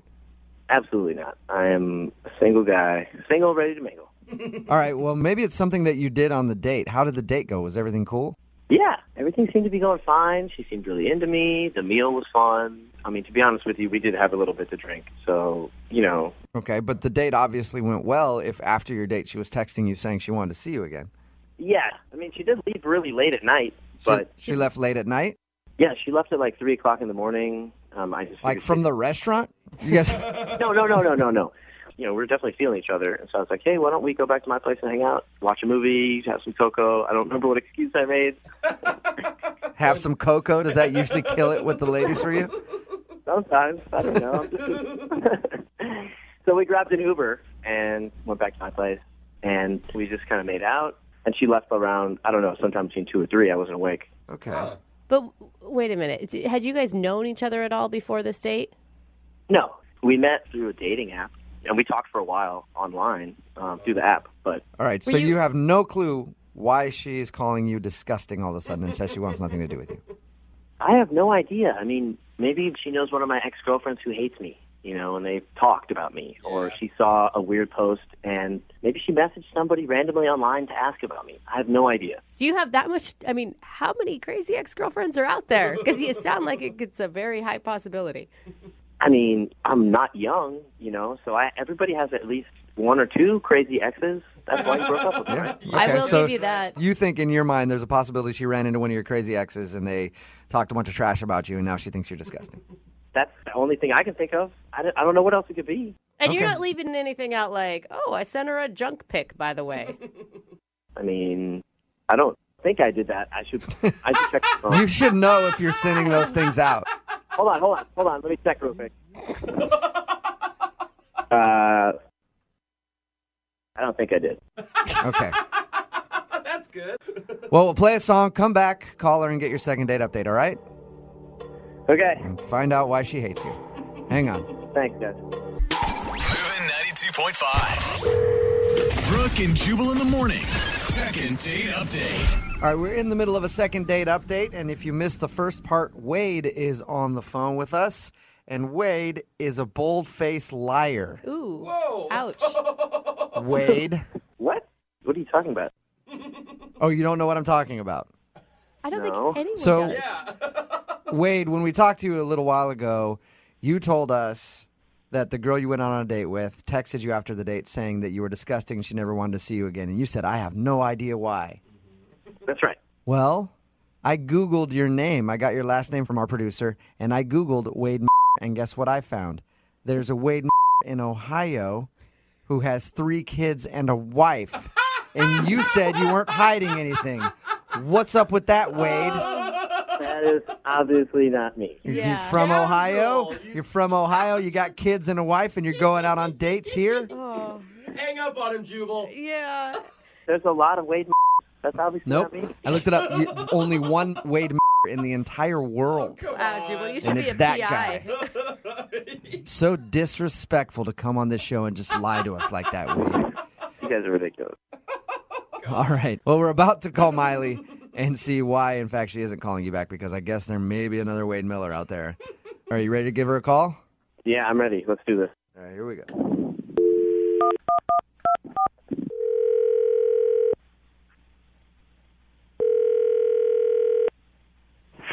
Hello, Hi, can I speak to Miley, please? this is Miley. Hey, Miley, how are you? This is Jubal from Brooke and Jubal in the morning. Okay. Do you know who I am? No. Should I? I guess you don't have to, but it'd be cool if you did. I host the radio show Brooke and Jubal in the Morning, and one of our listeners emailed us about you.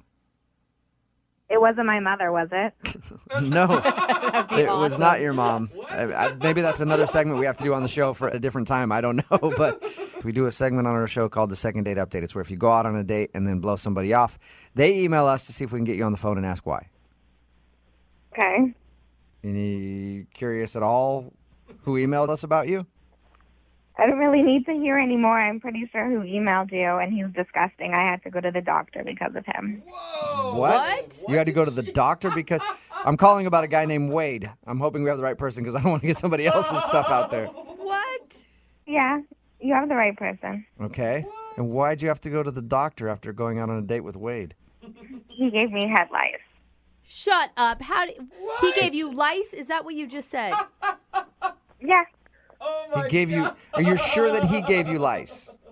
I'm positive. Why? How can you be sure?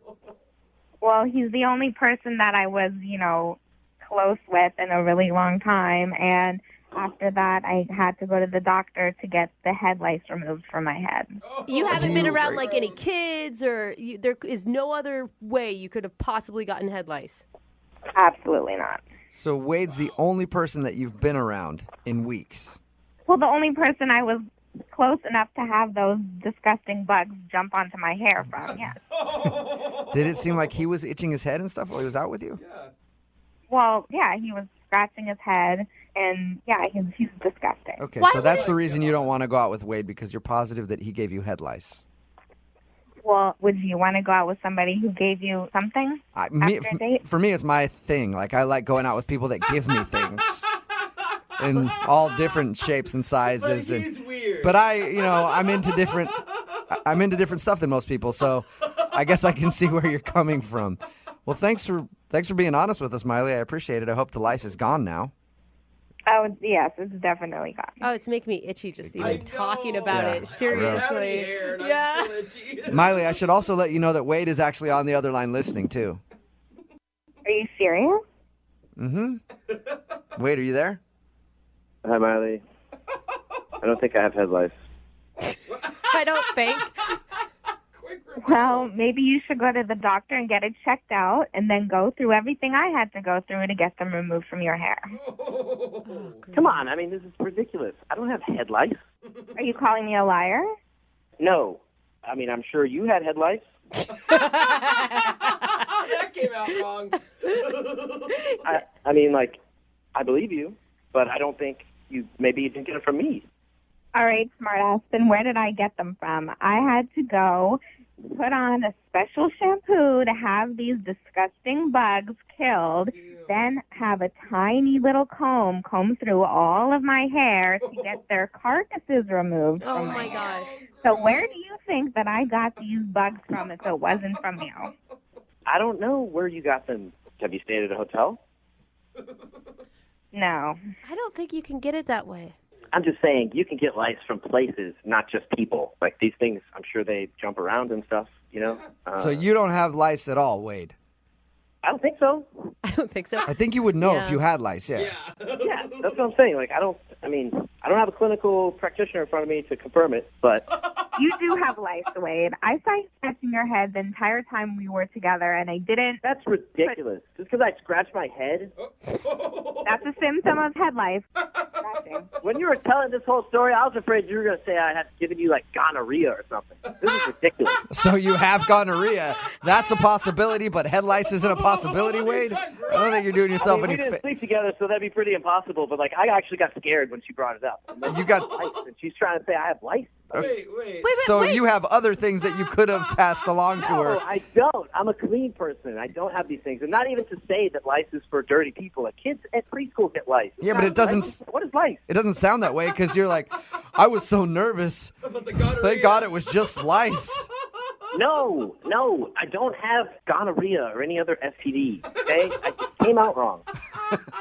Well, all right, so now knowing this, I'd love to ask Miley if she'll go on a second date with you. Miley, would you like to go out on a second date with Wade? He could possibly have lice, but definitely doesn't have gonorrhea. We'll pay for the date. No. No? What if he went to the doctor and got checked and it turns out he's clean? You liked him a lot at one point. No, thank you. Wade, I'll ask her again if you promise to take an AIDS test. Can you do that? I don't have AIDS. This is ridiculous. I don't know, Wade. I mean, this is just a downward spiral. This is getting worse. I don't have any STDs. It starts, hey, everybody knows it starts at lice, and then it goes to AIDS. This is ridiculous. Brooke and Jubal in the morning. Whenever anybody says, I had to go to the doctor after going on a date with this person, it's usually never a good thing. It's never like, I had to go to the doctor because I was lovesick. My heart hurts so bad. It's Brooke and Jubal in the morning. I'm talking about today's second date update. This guy, Wade, went out on a date with a girl named Miley. She wasn't calling him back after the date. He had no idea why. And then when we got her on the phone, it turns out that she's convinced that her date with Wade made her have head lice. She got lice from Wade. Text in at 78592 that said, Miley is basic and Wade sounds cool. Lice and everything.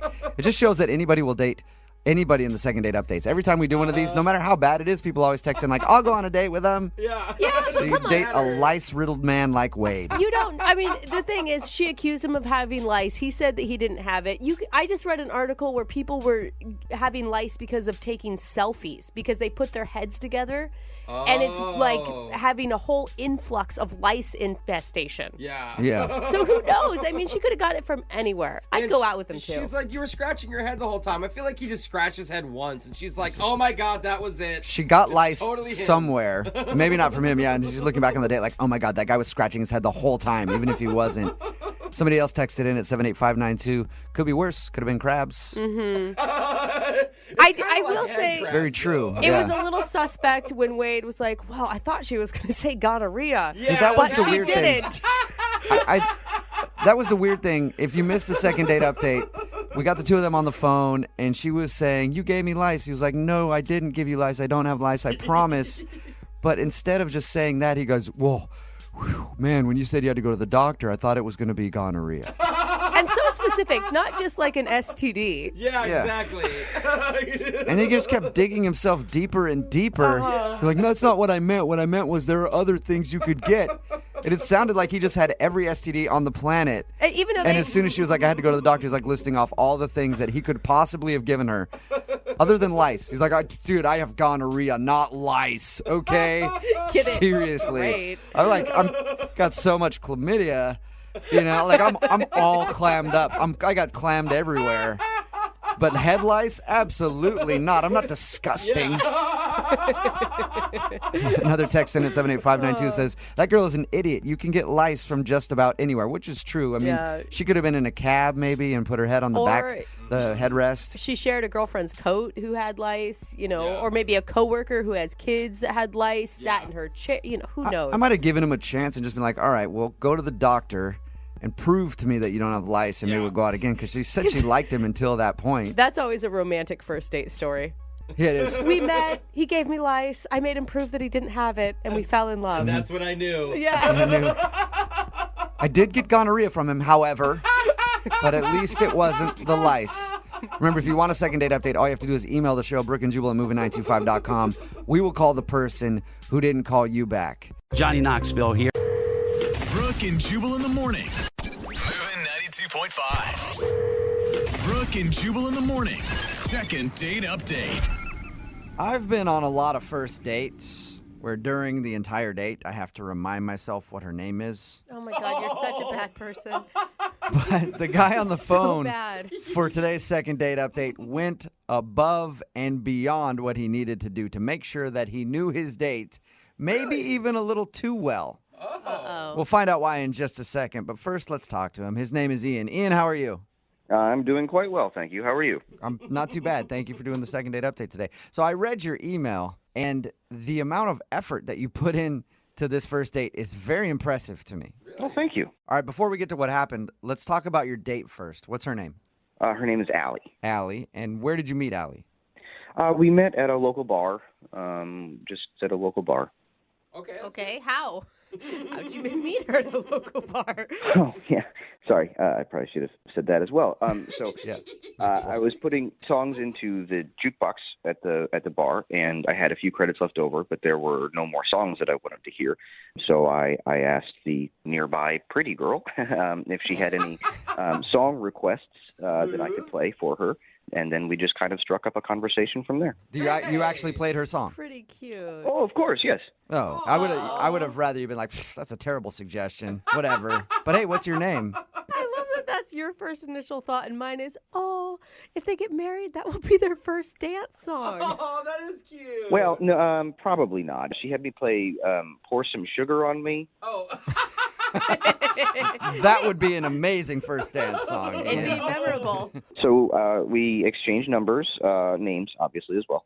And she said it would be okay if I asked her out sometime. So what'd you guys actually do when you went out on a date? Well, I had put together a picnic spread with just a few snacks, and I had made a little surprise for her. And I'm glad that we've gotten to this part because that's the thing that I read in your email that was very interesting to me, if this is the surprise you're talking about. I feel like he knows what women want. Picnics with wine and food, and then even a thoughtful gift or whatever you're talking wait about. until you hear the surprise, and then we can see if you think this is romantic, because honestly, I don't know. It could be romantic or it could be a little strange, but tell us what you did. I actually think it's very romantic. It's certainly unique. I think it'll stick in her mind. So that's good. Okay, it's very clinical description of your surprise. Well, I mean, I know what I'm bringing to the table, as it were. All right. I like that, Ian. So what was the surprise? So I went on the computer. I did a lot of research, and I put together and printed out a rather extensive family tree. A family tree? Wait, what? Whose family tree? For her, for Allison, for Allie. Wait, of her family? Yes, it's remarkably easy to find, actually. If you can find their Facebook page, if they have marked any of their relatives, their mom or a sister or anything, it's pretty easy to figure out the whole timeline. I went back for Allison. I went back, I believe it was 6 or 7 generations. Wow. Very interesting stuff. Did she seem interested in it? She seemed very interested in it. Yeah, it seemed like she thought it was very cool. Are you sure? I mean, a girl you met at a bar shows up to a park with basically a complete stranger, and he has the whole history of her entire bloodline. When you put it like that. That's weird, man. Well, I mean, she did seem a little bit taken aback at first, but yeah. Well, once I started pointing out some of the more interesting features of her timeline, she seemed to get more into it. She had a pretty famous great, I think 4 generations back. So great. Did you it sounds like you just pulled up the family tree in front of you. Did you just? Yeah, I've got it pulled up right now. It's just sitting on my computer. Oh, okay. That is. So who is the great grandfather? You didn't get to that point. Oh, he was a prospector at a gold mine, one of the first out in California. Hey! Wow. Dude, that's pretty cool. No, none of this is cool. None of it is cool, guys. There's one cool thing about what this guy did. It's interesting. No, it's like stalking on a whole nother level. No. I'm not a stalker. It's not as if I'm out in a tree in front of her apartment. I mean, one of the things we talked about when we were at the bar was that I'm very into genealogy. I have a subscription to Ancestry.com. This is the hobby of mine, and she thought it was cool, and so I thought I would make her a gift. I don't know where the stalker is coming in. So Brooke. It's not like you did the family tree thing completely out of the blue. She knew that this was a passion of yours. Yes, absolutely. Okay. Yeah, no. If you say your hobby is photography and you show up with pictures of her, that's strange, okay? If you had talked to her and said, hey, would you want me to research your family? And she said yes, that's a whole different story. Well, then that kind of takes away the surprise aspect of it. Yes, it does. It would be, I think it would be at least interesting. So, did you spend the whole time going over her family tree, or did you do other things? The tree was the largest part of the conversation. It was sitting right there, and frankly, I spent a lot of time on it and learned a lot of things about her history that I wanted to share with her.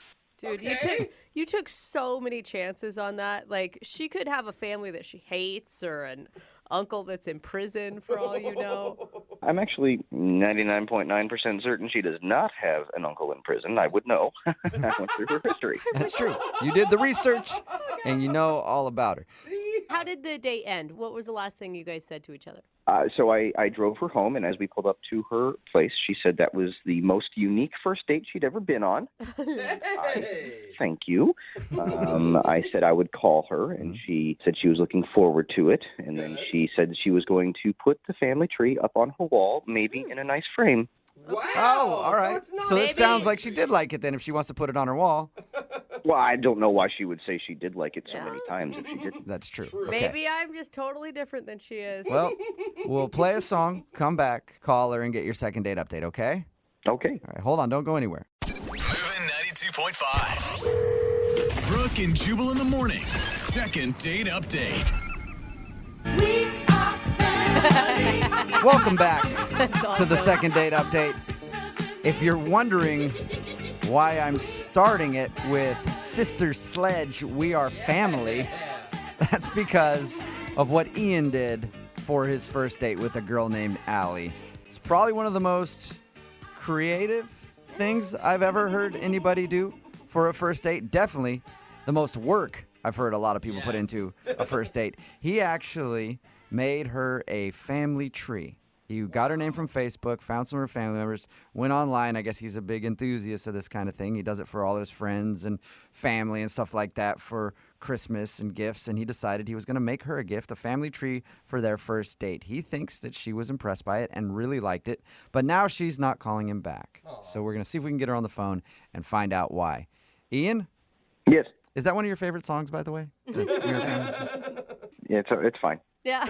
Ian, I just want to apologize, okay? I think I went in a little bit hard on you on your surprise. That's okay. You called me a stalker, but I can Yeah, forgive well, that. I mean, that would have been my reaction had I received that information about myself from someone I didn't know. But maybe she liked it, but also be prepared that she didn't, okay?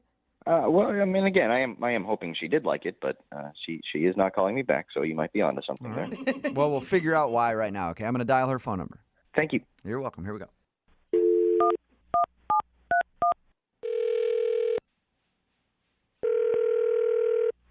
Hello. Hi, I was looking for Allie. This is. Hey, Allie, how are you? My name is Jubal from Brooke and Jubal in the morning. Okay. Do you know what that is? I assume some sort of business. Well, it's not. I guess it is kind of a business. I don't know. It's actually a radio show. Okay. Well, so what is this about? This is about a guy that you know. He's a friend of the show, and he actually emailed us hoping that we could get you on the phone because you're not calling him back after your first date. Are you serious? Yeah. His name is Ian. So Ian emailed us saying that he thought he had a wonderful first date with you. But ever since then, he's tried to get a hold of you, and you're not responding to his text messages or phone calls. So he thought maybe we could get you on the phone and find out if something went wrong on your date. That's really weird. I know. It's a segment we do on our show all the time. So he emailed us, and now I'm asking you the question. Did you like your date with Ian? It was interesting. I feel like that's a good adjective to use. What did you want me to tell you? I mean, Well, how about this?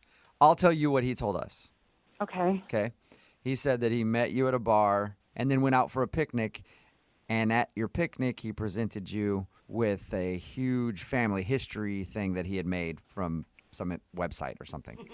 Yes, that's correct. Yes. Did that freak you out? That would have freaked me out. Well, it took me by surprise for sure. Yeah. I had never met anybody who has gone to such great lengths to impress me, maybe. Yeah. Well, he said that you guys had talked about it and you knew that he was into this kind of thing. Oh, I did. I just wasn't expecting, I guess, on the first date for him to whip out my full entire family tree. Yeah. I mean, not even just my grandparents, like my great grandparents, and then beyond. You know what I'm saying? Yeah. Like to bring up genealogy as a hobby and then to troll your Facebook page to find out who your great grandfather is a big leap. It's a lot of work. Was it at least impressive to you? I mean, he did a lot of research. Obviously, he liked you. Yes, that part is very impressive because I'm sure that took a lot of time. But then that's also creepy because now he has a lot of my family's information. Yeah, it's a weird line because, he told us about it, and I went back and forth. I was like, is it creepy or is it a nice thing from a guy who's just really into finding out people's family histories? Yeah, I kind of agree with you, but I went back and forth. Is this impressive or is this weird? But then it just got, straight up weird. It got stranger after your surprise? Oh, yeah. So after our picnic where he presented me with the family tree, we start walking down this hill, and then he's like, ta-da, surprise. I'm like, what is this surprise? And he's like, this is the oldest cemetery in the state. I'm like, cool, awesome. Then he said, look over there. Over there is where your great-grandparents are buried. What? Okay. He took you to the burial site of your family? Oh, that's not even, there's one more layer of weird to this. Then he whips out cheesecake, like, let's finish our picnic at my great-grandparents' grave. Oh, okay. I mean, he knows nothing about your feelings on death or if you knew these people, or right? No, and he basically was like, let's spend time with your great-grandparents. So did you stand there and eat cheesecake in front of your great-grandparents' grave? I woofed that cheesecake down and got the hell out of there. That is the best visual I've ever heard of in my whole life. Did you guys talk during it, or? Oh no, I was eating so fast. What was his reasoning for wanting you to be at his... Because he wanted me to know about my history and spend time with them. Did you learn anything new from eating cheesecake at your great-grandparents' grave? He told me a couple facts about them, but in my mind, I'm like, just finish the cake. Just eat this cheesecake and let's go. I'm sorry. I just have a quick thing to say here. Oh, all right. I was hoping you would wait. Yeah. What is going on? Allie, that's Ian. He's actually on the other line listening and wants to talk to you.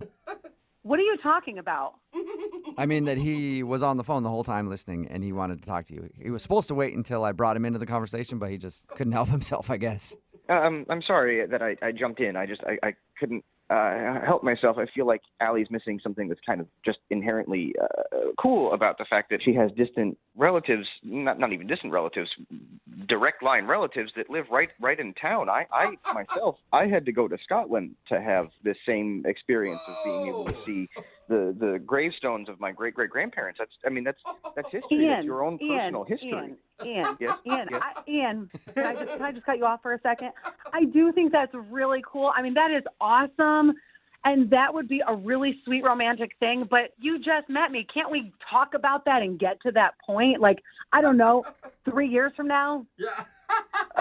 3 years from now, that's a long time. It could be a whole other generation, and they have to redo the family tree. Okay, well, at this point, I think that you can stop working on my family tree. Yeah, Allie, did you have fun with him outside of the kind of strange research he did into your history? I could have maybe dealt with the family tree thing because that was pretty impressive. But then taking somebody to a cemetery on a first date, come on. Yeah, Ian. It's a lot. Come back from that. I know that you don't really understand how she's not fully impressed by the family tree thing, but taking somebody to a gravesite on a first date. I feel like everyone's blowing this very out of proportion. The grandparents, finding the grandparents was actually pretty easy, but the main setup, the main research was going into the family tree. That's what took the time. I think that's what we should focus on. That's the part you kind of like. Well, we need to focus on taking somebody to a gravesite on a first date, no matter who it is. Yeah. Why? Okay, what if I put it this way, Ian? What if I say, like, hey, maybe you spent too much time investing on where Allie came from instead of who she is right now? Thank you. Allie doesn't even know who she is if she doesn't know her past. Then I come into her life and I can help her figure it out. Savior. Are you kidding? I think you need to wait and find out some more about me first, but at this point, it's not going to happen. What a wonderful lead into my question, Allie. Would you like Ian to learn more about you and go out on a second date with him? We will pay for it. Hell no. First, he freaks me out. Then he insults me. No.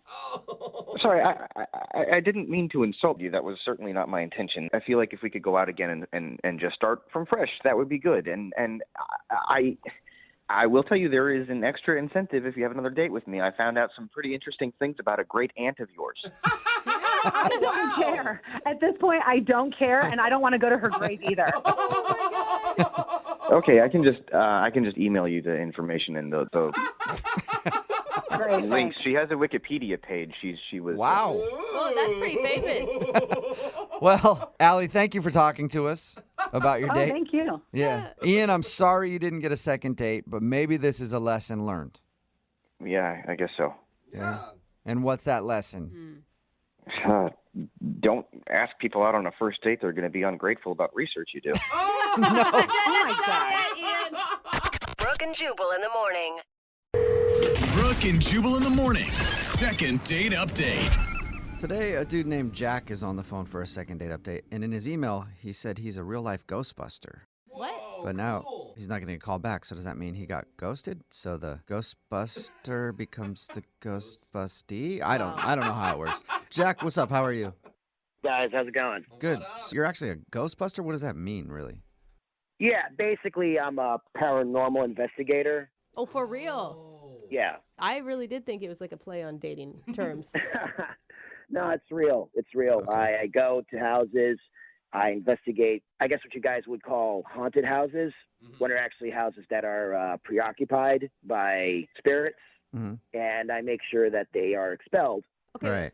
Did your date know that this is what you did before she agreed to go out with you? Oh, yeah. I mean, it's on my dating profile. And you're not calling us about a ghost that you met at a house, right? 'Cause we're not going to be able to call them. I don't think they have good cell service wherever they are. Yeah, I date only living creatures. Okay. So what's her name? Her name's Heather. Heather, all right. And you said it was in your profile where she could have seen that you're a Ghostbuster, so you meet her online or something? Yeah. I mean, like, I'll be honest, I'm not really sociable. Yeah. I'm kind of a weird guy in my own. I guess. Anyone who is a paranormal investigator, I think that just probably goes without saying. But at least you know it. Yeah. I mean, what was it like, I guess, when you first met her? It was cool, and she's very respectful about, like, what I do. She wasn't, like, making fun of me. I mean, she had questions, which was really cute. And for our first date, I actually took her to a paranormal ride-along. Right along. Oh, so she got to come with you on one of your investigations? Yeah. I set up, like, a mini tour, like a little mini tour of places that I've expelled past spirits and stuff. Huh. Was this a surprise ride along, or? Well, I mean, I told her about it, and she was down, so it wasn't a shock. It's not like The Exorcist. I know you see like on movie portrayals where it's all like crazy and like blood spit. No, it's none of that. No bloody walls. So nothing exciting happened then. Well, something did happen. Whoa! Like what? So this house that I had, basically, it was a place I checked out before, but it was all clear because like they moved out. Because it's still haunted, basically, for them. Whoa. And just showing her around. And while we were on the first floor, we heard a weird creak upstairs. Okay. And then a thump. And then after a thump, we kind of heard a weird footsteps, like, oh, hell no. I'm out of there. What'd you already do? Running. Initially, I thought, like, the thumps were really loud. And, like, I thought, oh, maybe the owner's there. So I called out the owner. I was like, hey, Greg, are you here? And there was no response. And then I asked her, should we go upstairs just to check? And she said, okay. Oh my God, she's so brave. Oh my God. You found the bravest date ever. Dude, I have goosebumps. What'd you find? So keep in mind, and I forgot to like maybe bring this up, I was actually strapped. I had my EMF meter, and I also had my EVP recorder on. What's that? It's an EVP recorder, which is an electronic voice phenomena. Okay. So we're both heading up the stairs, and I'm just like thinking, this is not good. Oh, you're thinking that. I've encountered sounds. I've never heard sound that loud. So this is a very interesting case and out of the ordinary. And this is happening during my date, too, and I'm like, you know? Right. Oh, my God, I'm dying. What happened? So we went up to the room, and I noticed all the windows are closed. Uh-huh. Okay, should that freak us out? Yeah. Yeah, because I mean, a lot of windows are closed a lot, you know? It should freak you out, okay? Because it was really cold, the room, Okay. and the windows were closed. Okay. Oh, I got it. Okay, I get what you're saying. I So thought you're that. feeling Yeah. presence. All right, so it felt like there was something in the room. I didn't feel something in the room. There was definitely something in the room. Oh my God. The room felt pregnant. The room felt pregnant. What? Wow. Okay. Did the ghost Yeah. impregnate you, bro? What were they doing in that room? It means that there's a presence there. And it's the pregnant. room was pregnant. You know what Got I'm it. talking about. Okay. Okay, it's full of ghost So babies. what happened then when you walked into the pregnant room? So at that point, Heather was very nervous, and she has to leave, and I had to let this case go. What? That's it pained me. I mean, it was horrible for me because this is what I live for. Yeah. I've never been into a room that pregnant before. That pregnant. But unfortunately, I wasn't with a date with Heather, and like that was precedent. Yeah. I mean, if she wants to leave, you were out on a date first before you were investigating. So I'm assuming you left. Yeah, but like it was my fault. It was my bad. I shouldn't have brought her to my job as a date. So you know, that was probably a mistake. What was you the know? vibe like between you two after you left? Well, I drove her home, and we stopped by to get her a milkshake, just to like, ease the situation. Milkshakes, just to lighten the mood, because it was really, really crazy. It was Okay. crazy. Would you go on a Yeah, Ferris why wheel not? too? Yeah. Like- Child?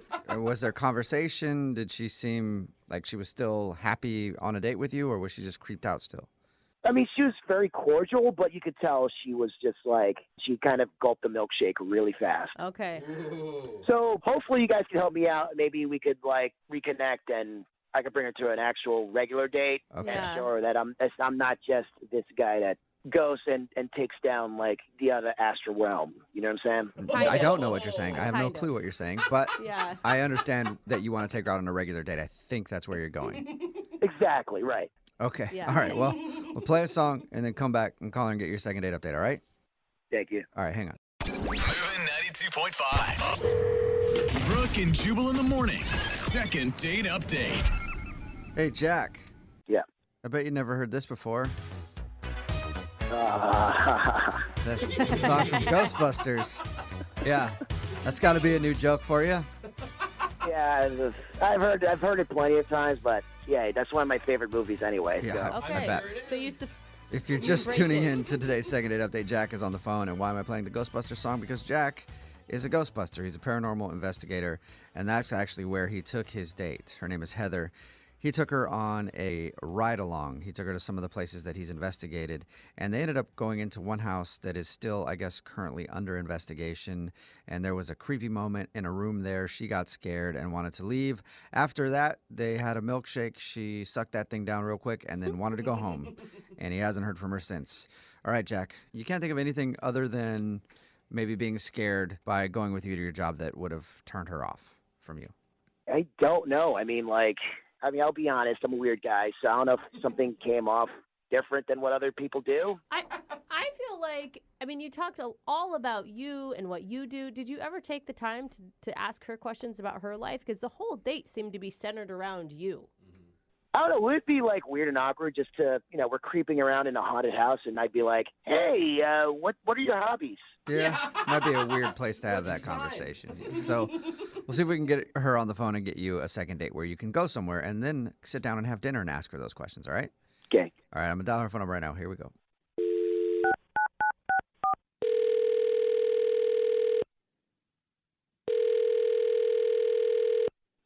Hello? Hi, may I speak to Heather, please? This is Heather. Who's this? Heather, how are you? This is Jubal from Brooke and Jubal in the morning. Who is this? I'm sorry. What? Who is this again? Jubal from Brooke and Jubal in the morning. It's a radio show. Okay. What? Oh my gosh, you guys. Hello? Do you listen? Hello? Hi. Hi. You there?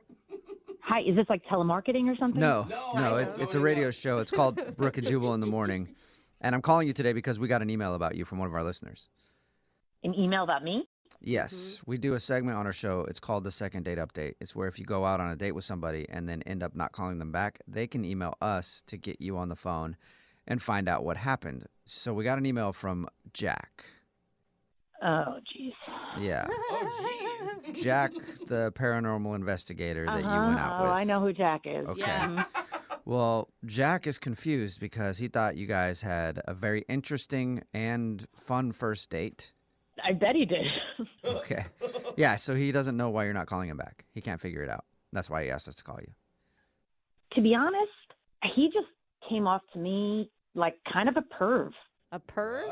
I thought you were going to say like a weirdo or creepy or ridiculous because he's a ghost hunter. Right, but I knew that going in, so I'm like, all right, I kind of like odd duck sometimes, so I was open to that. Oh, that's okay. And we go to this house, and he keeps saying that if I get scared, that I could cling to his body. Is that the verbiage he used? He just kept saying this, like all this weird pervy stuff. At one point, he was reviewing like the tapes of what he heard, and he's like, the ghost is saying, I want your panties. I want your panties? Panties? I want your panties. Yeah, and he accentuated like panties. Whoa. What? Okay, that's creepy. Was that a joke? Is he joking? Oh, no, he was serious, and he kept replaying it with so much enthusiasm. Panties, panties. He wants your panties. I mean, he did tell us that he was kind of a weird guy, so maybe he was just trying to, like, joke with you or something. I don't know. Is there anything else that happened that turned you off? He told me that he slept with 2 women in life, which, okay, so he hasn't slept with a lot, but he slept with 6 ghosts. What? Yes. No way. 2 women, 6 ghosts. So is the issue because he slept with 8 people, or is it because 6 of them are ghosts? I'm going to go with that 6 of them are ghosts, Okay. and he's sleeping with more ghosts than humans. So I don't know what's going on. Remember when Kesha said that she slept with ghosts? Apparently it's a thing. It's a real thing. Yeah. I don't know real, but it's a thing. Well, it's not my thing, guys. Okay. Yeah. All right. So overall, you just thought he was kind of creepy and weird. I was open to the ghosts, but them and I can see that. Oh my God. Okay. and talking about their panties and them wanting my panties, that was just too much. The guy having sex with ghosts was creepy and weird. Weird. Yeah, I know. Didn't see that one coming. I'm not one to judge, but I just had enough. This was it for me. This is when I was like, I'm done here.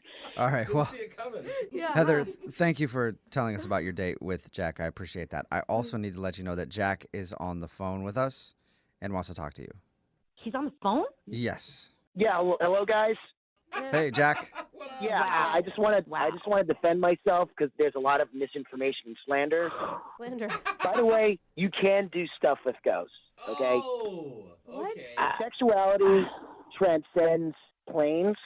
So yes, technically you can do stuff with ghosts, and you're making it crass. I have been intimate with ghosts. Now, intimacy with... That's a difference. I'm sorry, I didn't mean to take the romance out of Excuse it. me, I didn't finish. Sorry. I have been intimate with ghosts. I've been intimate with 6 ghosts, and there's nothing wrong with that. That's completely normal. It's not. Yeah, Wait, sure. stop. It's not. Well, What I is mean, it? were the ghosts consenting? Yeah. If the ghost wants to appear to me, and I'm consenting, what's wrong with that? What? I wasn't asking about you consenting. I was asking if the ghost had consented, but all right, I guess, whatever. Can you see the ghost? I give you permission. Listen, it's hard to explain because you guys are laymen, so you don't know the world. But, I mean, the reason they're ghosts in the first place because they're still missing something.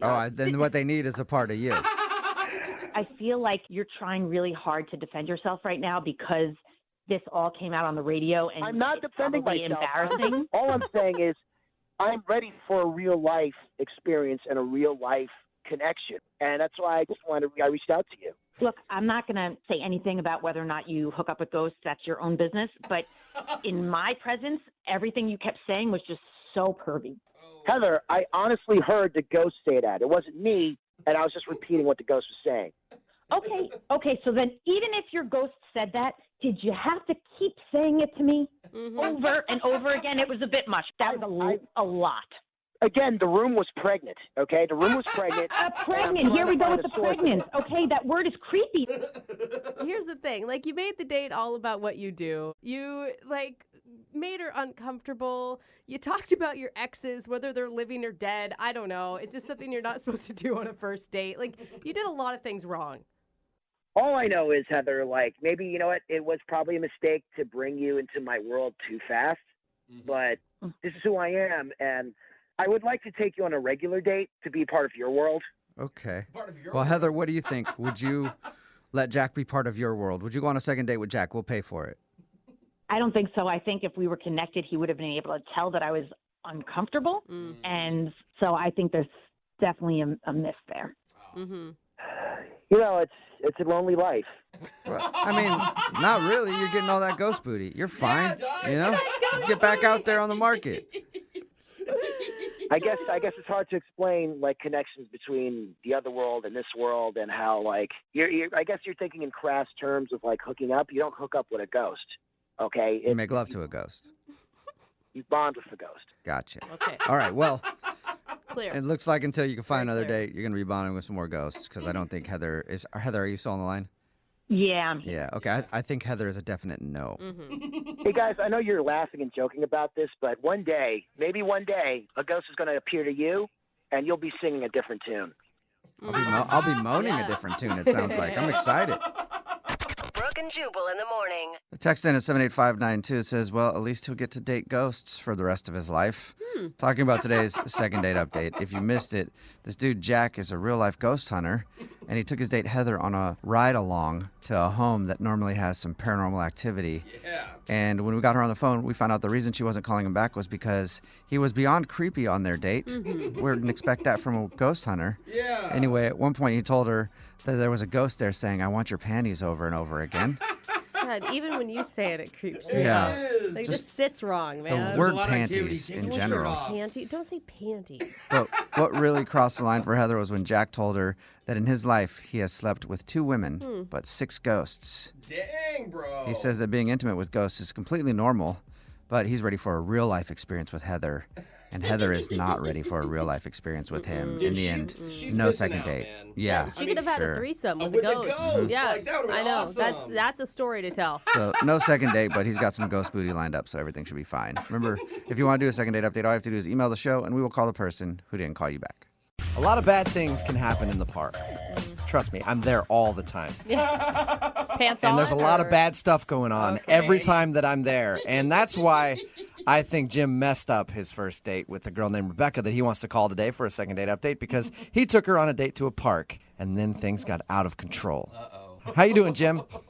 I'm doing okay, guys. How are you doing? Doing pretty good, man. Just to clarify, this isn't a park at like 2 a.m. This is just a normal midday park Yeah, experience. just a normal midday meetup in a cute city park, you know. Okay. Yeah, see, it still sounds creepy to me, no matter what. Well, when you meet someone online on Tinder or whatever, sometimes meeting in a public place feels safer and more low key to get to know somebody before you like go have a drink or hang out or whatever. Yeah, what a coffee shop, though. Not like, hey, as you said Tinder. I met you on Tinder. Meet me in the park. I'll be dressed up as a shrub watching you the whole time. Well, I just dress like a normal person, not like a tree or anything. That's weird. All right. Well, that's not what I'm picturing. So anyway, tell us a little bit about the girl that you want to call today. You said in her email that her name is Rebecca. Yeah, so she was, I got there a little early, and I saw her coming towards the park, and, like, she was even cuter in person, and so I was a little nervous, I'll admit it, but we met up, and we talked a little bit. I said, like, do you want to sit down, or do you want to walk around and hang out, and we decided to walk around the park. So that's how the date started. We walked around for maybe a half an hour, just like, chatting, getting to know each other, and it was really cool. And you said she was cuter than her pictures. Are you also truthful in your representation? Yes, I am not one of those people that have like, a Chris Hemsworth photo on my Tinder profile. It's me. I look like my picture. Yeah. So what'd you guys do while you were walking around the park? Because that sounds really boring. I mean, they had to have conversation or something. Yeah, it was a good conversation. We just, chatted up about hobbies, like what kind of stuff that we're into. And the cool thing about her is she's like a real adrenaline junkie. She's like really into like almost extreme sports, like skydiving and bungee jumping. She talked about all kinds like free climbing, stuff like that. Yeah. Is that when you shot in with like, hey, what about having sex in the park in broad daylight? God. You like doing crazy things. Let's do something crazy right now, you little adrenaline junkie. You never know what might work. Maybe next time I'll try that. Yeah, you should have tried that. So you like the fact that she's a risk taker and likes to do all that kind of stuff. I'm guessing you're into that too. Yeah, I thought it was cool. I mean, I've never done any of those things. I'm more of like a low key, like just like sit by a fire and drink a beer, hang out kind of outdoorsman. But yeah, I would be down for it. But I thought it was impressive, like that she's into that, and obviously, athletic and sporty, and I thought it was cool. You weren't intimidated at all by that? I wasn't intimidated, but it made me feel a little boring. Do you know what I mean? Like, because I couldn't really match her with my experiences. But one thing that I do have going on that I'm pretty proud of that a lot of guys don't is that I'm a pretty good artist. Like, I work sort of semi-professionally doing illustration and stuff. Oh, cool. Awesome. And I had some drawings in my bag, and I was like, oh, well, she's into this cool thing, and maybe she would think it would be cool if I showed her some of my art. So that was sort of my, like, try to match her with impressiveness move. Was she impressed by your art, or did she laugh at it and tell you it was terrible? No, she didn't laugh at it. I mean, it's hard to tell. It's not like doodling. Like, I went to school, like, I'm a pretty good drawer, and I was showing her a bunch of pencil drawings that I had done that she seemed into, and I was a little nervous. And if you wanted to say, like, is there anything that happened that maybe made the date go a little bit of south, I did. I was like, yeah, like, I really like sketching people. Like, I could sketch you sometime. And she was like, no, that's okay. Yeah. Did it creep her out, you think? Well, yeah, because suddenly I was like, oh, my God, she thought I meant, like, nudes. Like figure drawing, like nude sketching, which is not what I meant at all. Like, I do these little, like, 5-minute quick sketches of, like, people. Yeah. I feel like if you showed her your stuff and it was pretty good and it wasn't nude drawings, that'd be jumping to a conclusion to be like, this guy's just a pervert and wants to sketch me nude. I don't know. I mean, I immediately was like, oh, no, I didn't mean anything weird by that. Like, you might have seen, like, on TV nude drawing, but that's not what I was talking about. It would just be like, it'd take like 5 minutes, and we could do it like right here in this like cool place in the park. And did she laugh at all? I mean, it sounds like an opportunity to have like a good chuckle about an awkward moment. Yeah, she didn't laugh so much. Okay. What did she do when you told her that you could? She was just like, no, that's cool. That's okay. It's kind of how it went, and I was like, okay, that's awkward. All right. So is that why you think she's not calling you back, because you offered to sketch her? I mean, that's the only thing. I thought we sort of hit it off, and we walked around a little bit more after that, and then she was like, oh, I got to go, and I was like, oh, do you want to get a drink? And she was like, no, I have to go, and I was like, this didn't get weird about the sketching thing, right? And she was like, no, I just have an appointment, and then she left. That's when you should have whipped out your papers and been like, let me sketch you a drink before you leave. That's a good move, I think. That's not a bad move. I filed that one away. Yeah. So she said no to a drink and left, and is that the last thing you've heard from her? Yeah, I messaged her a couple times, and I thought we hit it off, actually. Like, it was pretty low-key and chill, and I'd love to see her again, but she hasn't gotten back to me. All right. Well, we'll play a song, come back, call her, and get your second date update, okay? Okay, thanks, guys. Hang on. Moving 92.5. Brooke and Jubal in the mornings. Second date update. When you think of the greatest artists the world has ever seen, you think of names like Rembrandt and Picasso and Jim. Good old Jim. Sitting in the park, sketching naked women. That's what Jim is known for in the art world. No. Am I right, Jim? That is so not true. Hey, don't worry, Jim, look, I would rather look at anything that you've sketched than what other crap Rembrandt and Picasso are doing. Oh, man, that You was think those crap. guys have a website? I don't think so. Yeah. Okay, thank you, but I want to correct the record. I do not draw nudes. Maybe that's At the least problem. Not for public consumption. Okay. I mean, Well, I want to see some of your private collection then. I'm really interested We can in that. talk offline. All right, cool. oh my Okay. God. Only Take you care of guys that. are pervs about nude drawings. What is wrong with you? Why am I talking about Jim being an artist? Well, we talked about his date that he went on with a girl named Rebecca. He wants to call her right now for a second date update. They met at a park because they met on Tinder and he wanted to meet at a public place. And during their date, he showed her some of the sketches that he does and then offered to sketch her.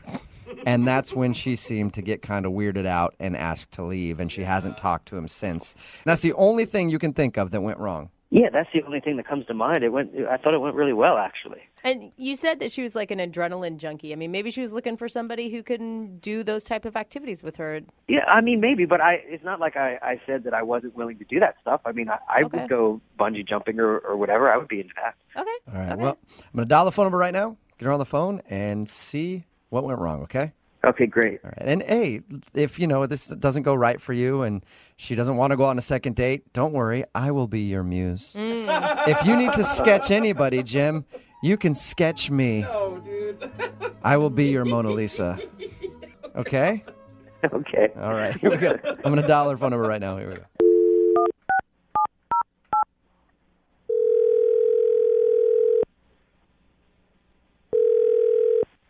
Hello.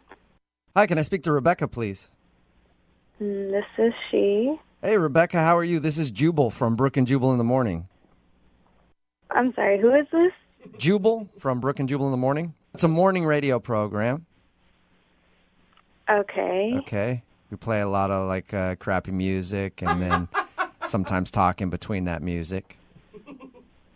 All right. Okay. Well, not all the music's crappy. Some music's decent, some's crappy. It's I just don't like think that music, she you know. needs It's that. like all kinds of. I mean, we play music and we talk sometimes. That's basically what happens. Is this really a radio show? Yes, it is. It's quality, isn't it? It makes you want to listen. I'm calling you because one of our listeners recently emailed us about you. What? Yeah, his name is Jim.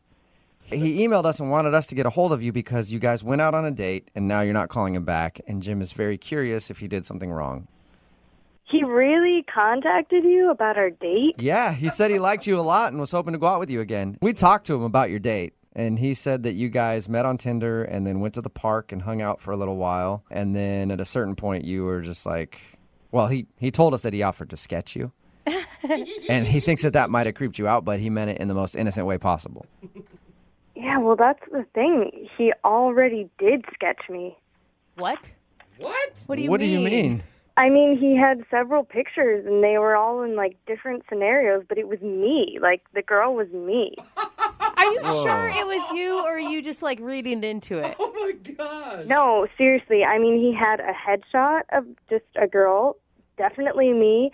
There was a girl riding a bike, a girl crying. Crying? And, oh, the creepiest one, there was a girl at a dinner table with a guy. And I was the girl, and he was the guy. Wow. And that's the creepiest one. I would think the crying one would be even creepier.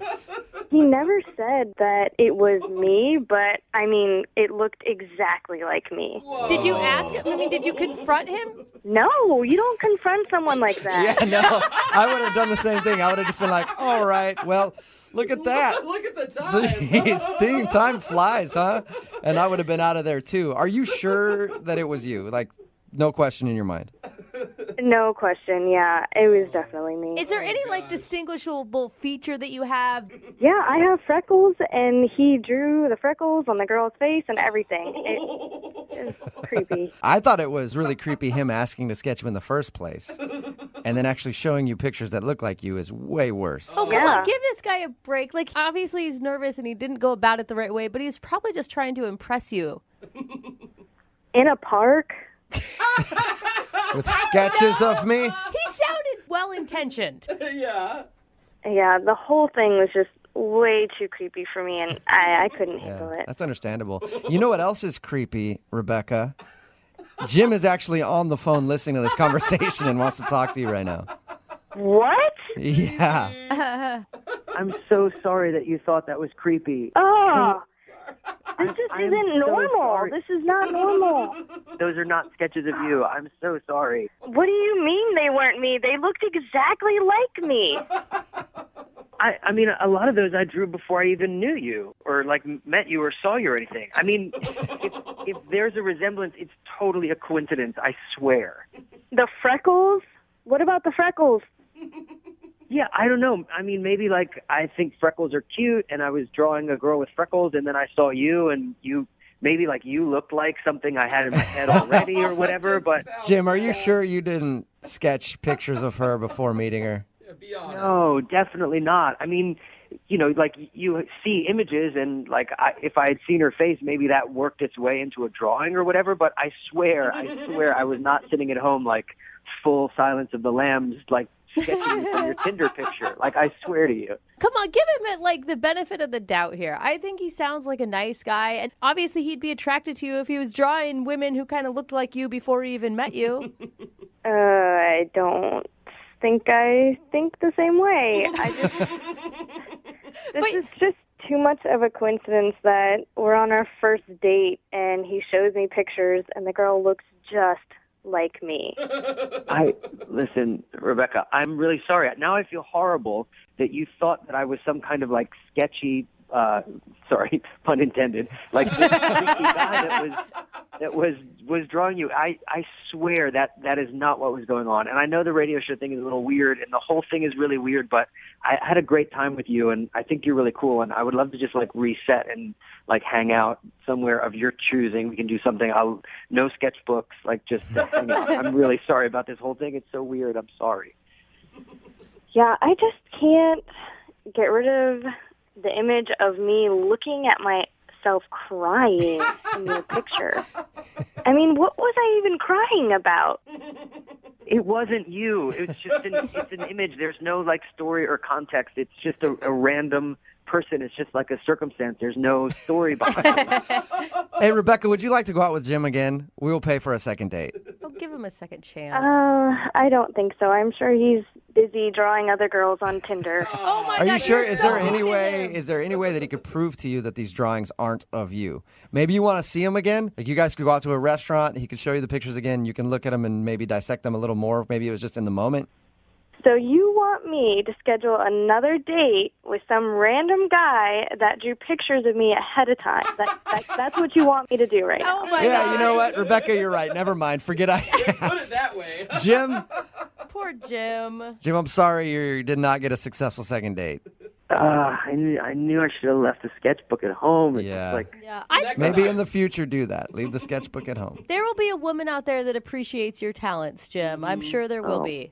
Thank you for saying that. And you're probably drawing her right now. It's brutal. You guys are brutal. Brooke and Jubal in the morning. Text in at 78592 that says, that guy is a serial killer. Run. It's Brooke and Jubal in the morning. Talking about the second date update. This guy, Jim, wanted to call a girl named Rebecca. He liked her a lot. They went out on a date. She wasn't calling him back. It turns out that Jim is an artist. And during their date, he took out some sketches to show her that he's done. Showing off a little bit, right? Sure. This is my interest. I like to sketch things. She wasn't calling him back because all of the sketches looked like her. And that creeped her out, which I can understand. That's very creepy. I still think it's by chance. I think that he was drawing something in his imagination, and that's why he was attracted to her. But according to her, it looked exactly like her. And there was one with a woman crying with like a single tear rolling down her cheek. If I was dating somebody and they were like, check out my art, and it was a picture of me crying, I'd be pretty scared too. No, it's not like, you're in a coffin or anything. Oh, I mean, yeah. Famous last words. What can it hurt to go out with this guy again? Remember, if you want a second date update, all you have to do is just email the show, and we will call the person that didn't call you back. What I like to do is I don't want to know. I like to find somebody who's into me, Mhm. right? Thinks I'm good looking. There's a few of them out there. Eh? And is attracted to me. And then I just like to use them. That's for like fun. That's rides mean. places, buy me things once in a while, free meals if I'm ever strapped for cash. It's really a fun thing. What is wrong with you, dude? That's actually what I think happened to James, who emailed us for a second date update. He's on the phone with us right now. James, how are you? I'm good. How are you? Good. I think you got used, man. I read your email. We'll talk about it in just a second, but I think that you just got used. Wow. Thanks for rubbing it in. Jubal's good at that. You're welcome. Salt wound. It's all good. Let's talk about your date first. So the girl you want us to call, her name is Kelsey, right? That's right. And your email said that you met her at a party. You tell us a little bit about meeting her. It was a rooftop party, probably about 100 people there. A lot of really good-looking women, but for some reason she really stood out. And I walked up to her, and I used a cheesy pickup line on her and said that I would like to rearrange the alphabet where I put you and I together. Oh, really? And that actually worked? Was it to be funny? Yeah, totally. Okay, good. Yeah, whatever. I was really worried you'd be like, no, I thought that's, women like that. So, yeah. How did she react when you hit her with your cheesy pickup line? She laughed, and she said that I was stupid. That's awesome. All right. And she's right. So you guys hung out at the party the whole evening? Yeah, we hung out the entire night, but I mean, I wanted to play it a little cool, so I kept, walking away from her and coming back. Oh. I was trying to play hard to get. And every once in a while I'd look over my shoulder, and she would look at me, and And then you'd turn around and be like, I don't care about you. Whatever, my name is James. I'm doing my thing. Did you Did you guys go on a date after this? It was the end of the night, and I knew my plan had worked because she came up to me. It was totally what I had planned. I bet. She was playing into your little hand, wasn't she? Pickup line. Yeah, you're the winner of the game. Except you're on the phone for a second date update right now, which means it probably didn't work out that well. So she came up to you at the end of the night, and what did she say to you? She said that her friends had left, and she needed a ride home. I figured she was definitely into me. Yeah. Now, normally, that's a good sign. Yeah. As a guy, you're like, oh, sweet. I know what she wants. But that's not exactly what happened, is it? No, I totally thought I was going to score. I'm like, cool, this is a great night. So I dropped her off, and she gave me a polite peck on the cheek. And now, of course, I was expecting a little more, but I didn't want to push it. I thought maybe I'd probably see. I mean, I really thought I was going to see her again. And she gets up to get out of the car, and right before she was leaving, I said, hey, can I call you again? And she's like, yeah, sure, call me. So sure. So she didn't go, thank you for the ride, hero man, and give you a big kiss and go, here's my number, call me. You actually kind of had to beg her for her phone number. Yeah, I guess, yeah. What has the response been since that night? You've texted her a few times? Yeah, I called her twice, and I texted her about 3 times. Ooh. James, do you think that you were reading like every cue wrong? Because it sounds to me like she just thought you were a nice guy. Like it doesn't sound like she was super interested. I don't know. I mean, she kept looking at me the entire night, so I don't. I mean, Yeah, she needed a ride home. Yeah, exactly. It sounds to me like she knew that you were into her, and she was like, well, all my other friends left. Oh, I'll have that dude give me a ride home. No, God, I hope not. I mean, that would really suck. And what has her response been since has she texted you back? Has she called you anything? I just got one text from her, and she said that she was really busy. Oh, that's always bad. Another good sign. So, Oh, James. Yeah. James. Sweet James. everything looks pretty good for you right now, James. Man. I want you to brace yourself for when we call her. You guys think it's really that bad? It just sounds like there's a lot of signals there that would mean that she's really not that into you. It's not bad if you just wanted a friend. Do you still want to give her a call? Yeah, I'd really love to hear from her, and I felt we had a connection. Okay. Well, we'll play a song, come back, call her, and get your second date update, okay? Great. All right, man, hang on.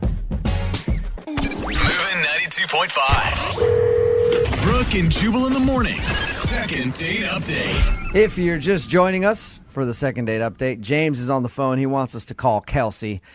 He met Kelsey at a party, played it coy the entire night, was like, hey, what's up? We'll talk for a minute, and then go to another part of the room, hit on other girls, trying to let her know, hey, you're not the only girl in town. He thinks it worked because she asked him for a ride home at the end of the night. I think he got used for a ride home at the end of the night because she didn't have any other options, and she knew that he liked her. James, are you about ready to give Kelsey a call? Oh, yeah. And are you wanting to ask Kelsey out on a date, or do you just want to know why she's not calling you back? Yeah, I definitely want to know why she's not calling me back, but I mean, I would love to go out with her, too. She was really cool. I had a good time with her. All right, well, we're going to call her right now, see if we can get her on the phone and get your second date update, okay? Okay, great. All right, here we go.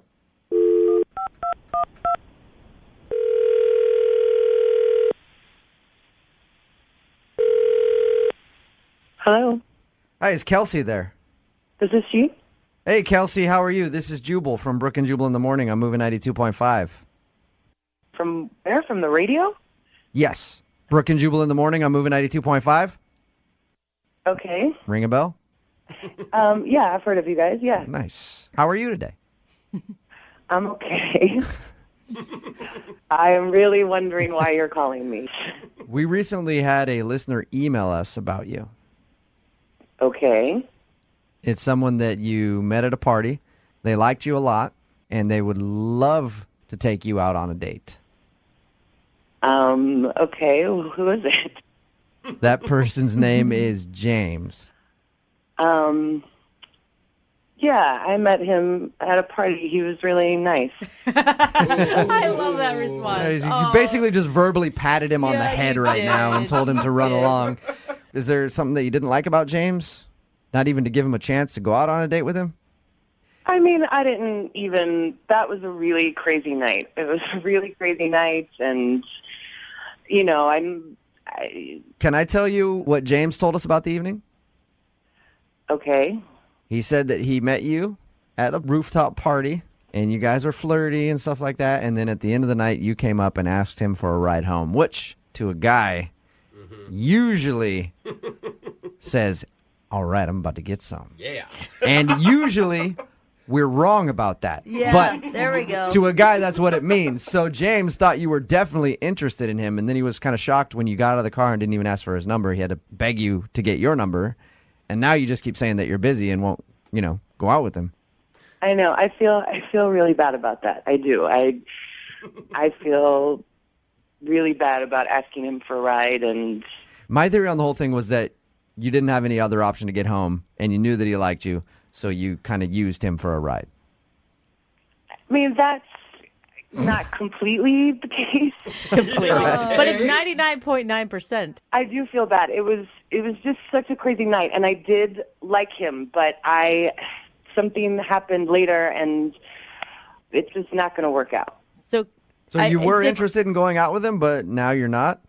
Yeah, kind of, yeah. Okay, wait, hold on, though. Because the date you guys both describe, or the party you both describe, wasn't crazy. Well, the party wasn't so crazy. I maybe was a little crazy that night. This is so embarrassing. I don't think I should be telling you what happened. Oh, come on. He wants to know. You should go against that. So, earlier in the night, I had hooked up with this other guy. Whoa. Like at the party or at home? At the party. What do you mean, like in a bathroom? Like the party was on the roof, so we went down into the apartment. Nice. Oh, Wow. And All right. this is crazy. I like it. So you do that, and then you're like, this guy's not going to give me a ride home. I can tell he's kind of a jerk. I'll ask the nice guy. right. He left. The guy left. Oh, no. But the worst part is that I found out later he's James's best friend. So wait, That they're really friends. the guy that you hooked up with is James is the nice guy's... Oh, goodness. Oh, no. So when I asked him for the ride home, I didn't know that. So wait, okay. I mean, I wasn't, he was really nice and whatever, but I had hooked up with this other guy, and then, and so I just thought I would just go home for the night, and then James gave me a ride, and then later when I found out that he and Nick were best friends, I mean, I couldn't call James back and go out with him. Are you currently talking to the other dude, or was this just a one-night thing? It was just it was just Damn, a crazy girl. moment. Wow. You are a player. Holy hell. I like how you tried to tell me that, That's why this is embarrassing. Man, you don't need to be embarrassed. I mean, if you're going to do it, then do it. And at least you have some respect for James's feelings. Yeah, but poor James, though. Yeah. She didn't know. Have you talked to his buddy since then? Or you're just... No. That was just it? Yeah. Oh, this is interesting. But James wants to go out with you. But I can't tell him No, you can't what do that. happened. You know what, Kelsey? You kind of already did tell him. Yeah. Because James is on the phone and heard what you just said. Shut the up. Nope. Are you serious? I'm serious. James, go ahead and say hi to Kelsey. Wow. Hi. I'm really sorry. I'm just thoroughly disgusted. Oh, Wow. James, that's a strong come word. on. That's not fair. I didn't know you yet. I didn't even know you guys were friends. I just didn't know that you guys knew each other. I didn't even know at the beginning of the night that what was going to happen at the end. And Wait, how did you not know we knew each other? We kind of hung out the entire night. well, I figured you guys knew each other, but it wasn't until the next day that I found out that you guys were like best friends. And let's face it, James, you guys didn't hang out the entire night. I'm sure there was a 15-minute span you guys weren't together. Yeah. Yeah, you were flirting with girls, like a bunch of girls all night. Yeah. Yeah. And what I meant by the 15-minute span you weren't together was I was talking about when he was downstairs hooking up with Kelsey. That's what I meant by that. And how could your buddy not tell you that happened? I mean, isn't that the first thing you do is you go and brag to your friends? Yeah, he was saying that he hooked up with someone, but I had no idea who it was. I didn't think it was you. So he actually told you and he was bragging about it? Because I would be if I did that at a party. Yeah, totally. We were doing high fives and everything. I'm like, yeah, good for you, man. Got some. Yeah, I got some tail. He's like, you got laid? I almost got laid, dude. You're like, I'm hoping to. Maybe I'll just end up driving yours home tonight. Why did you ask me for a ride home? Couldn't you have gotten a cab or something? Well, because by then I knew that nothing was going to happen between me and Nick, and so I was interested in you, and I wasn't going to take you home and sleep with two people on the same day. Well, that's boring.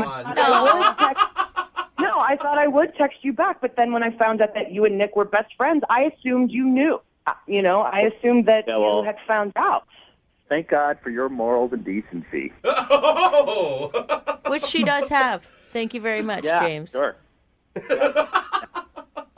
It's only bad because I did it, but if it was you or your friend, you guys are giving high fives to each other, like you said. So true. Yeah, but it wasn't me. It wasn't me. Yeah. He's like, I wish it was. I would love for you guys to go out on a second date. Oh, my God. I really would. Kelsey, would you go out with James again? We will pay for a second date. I would if he, can get over this. I would. You would? Really? James, would you like to go out with Kelsey? Hell no. Are you kidding me? What? How am I going to live that down with my friend? Really? How are you going to live it down now at all? And no matter what, if I was your buddy after I hooked up with anybody, I'd call you and be like, hey, you want to give her a ride home again? Brooke and Jubal in the morning.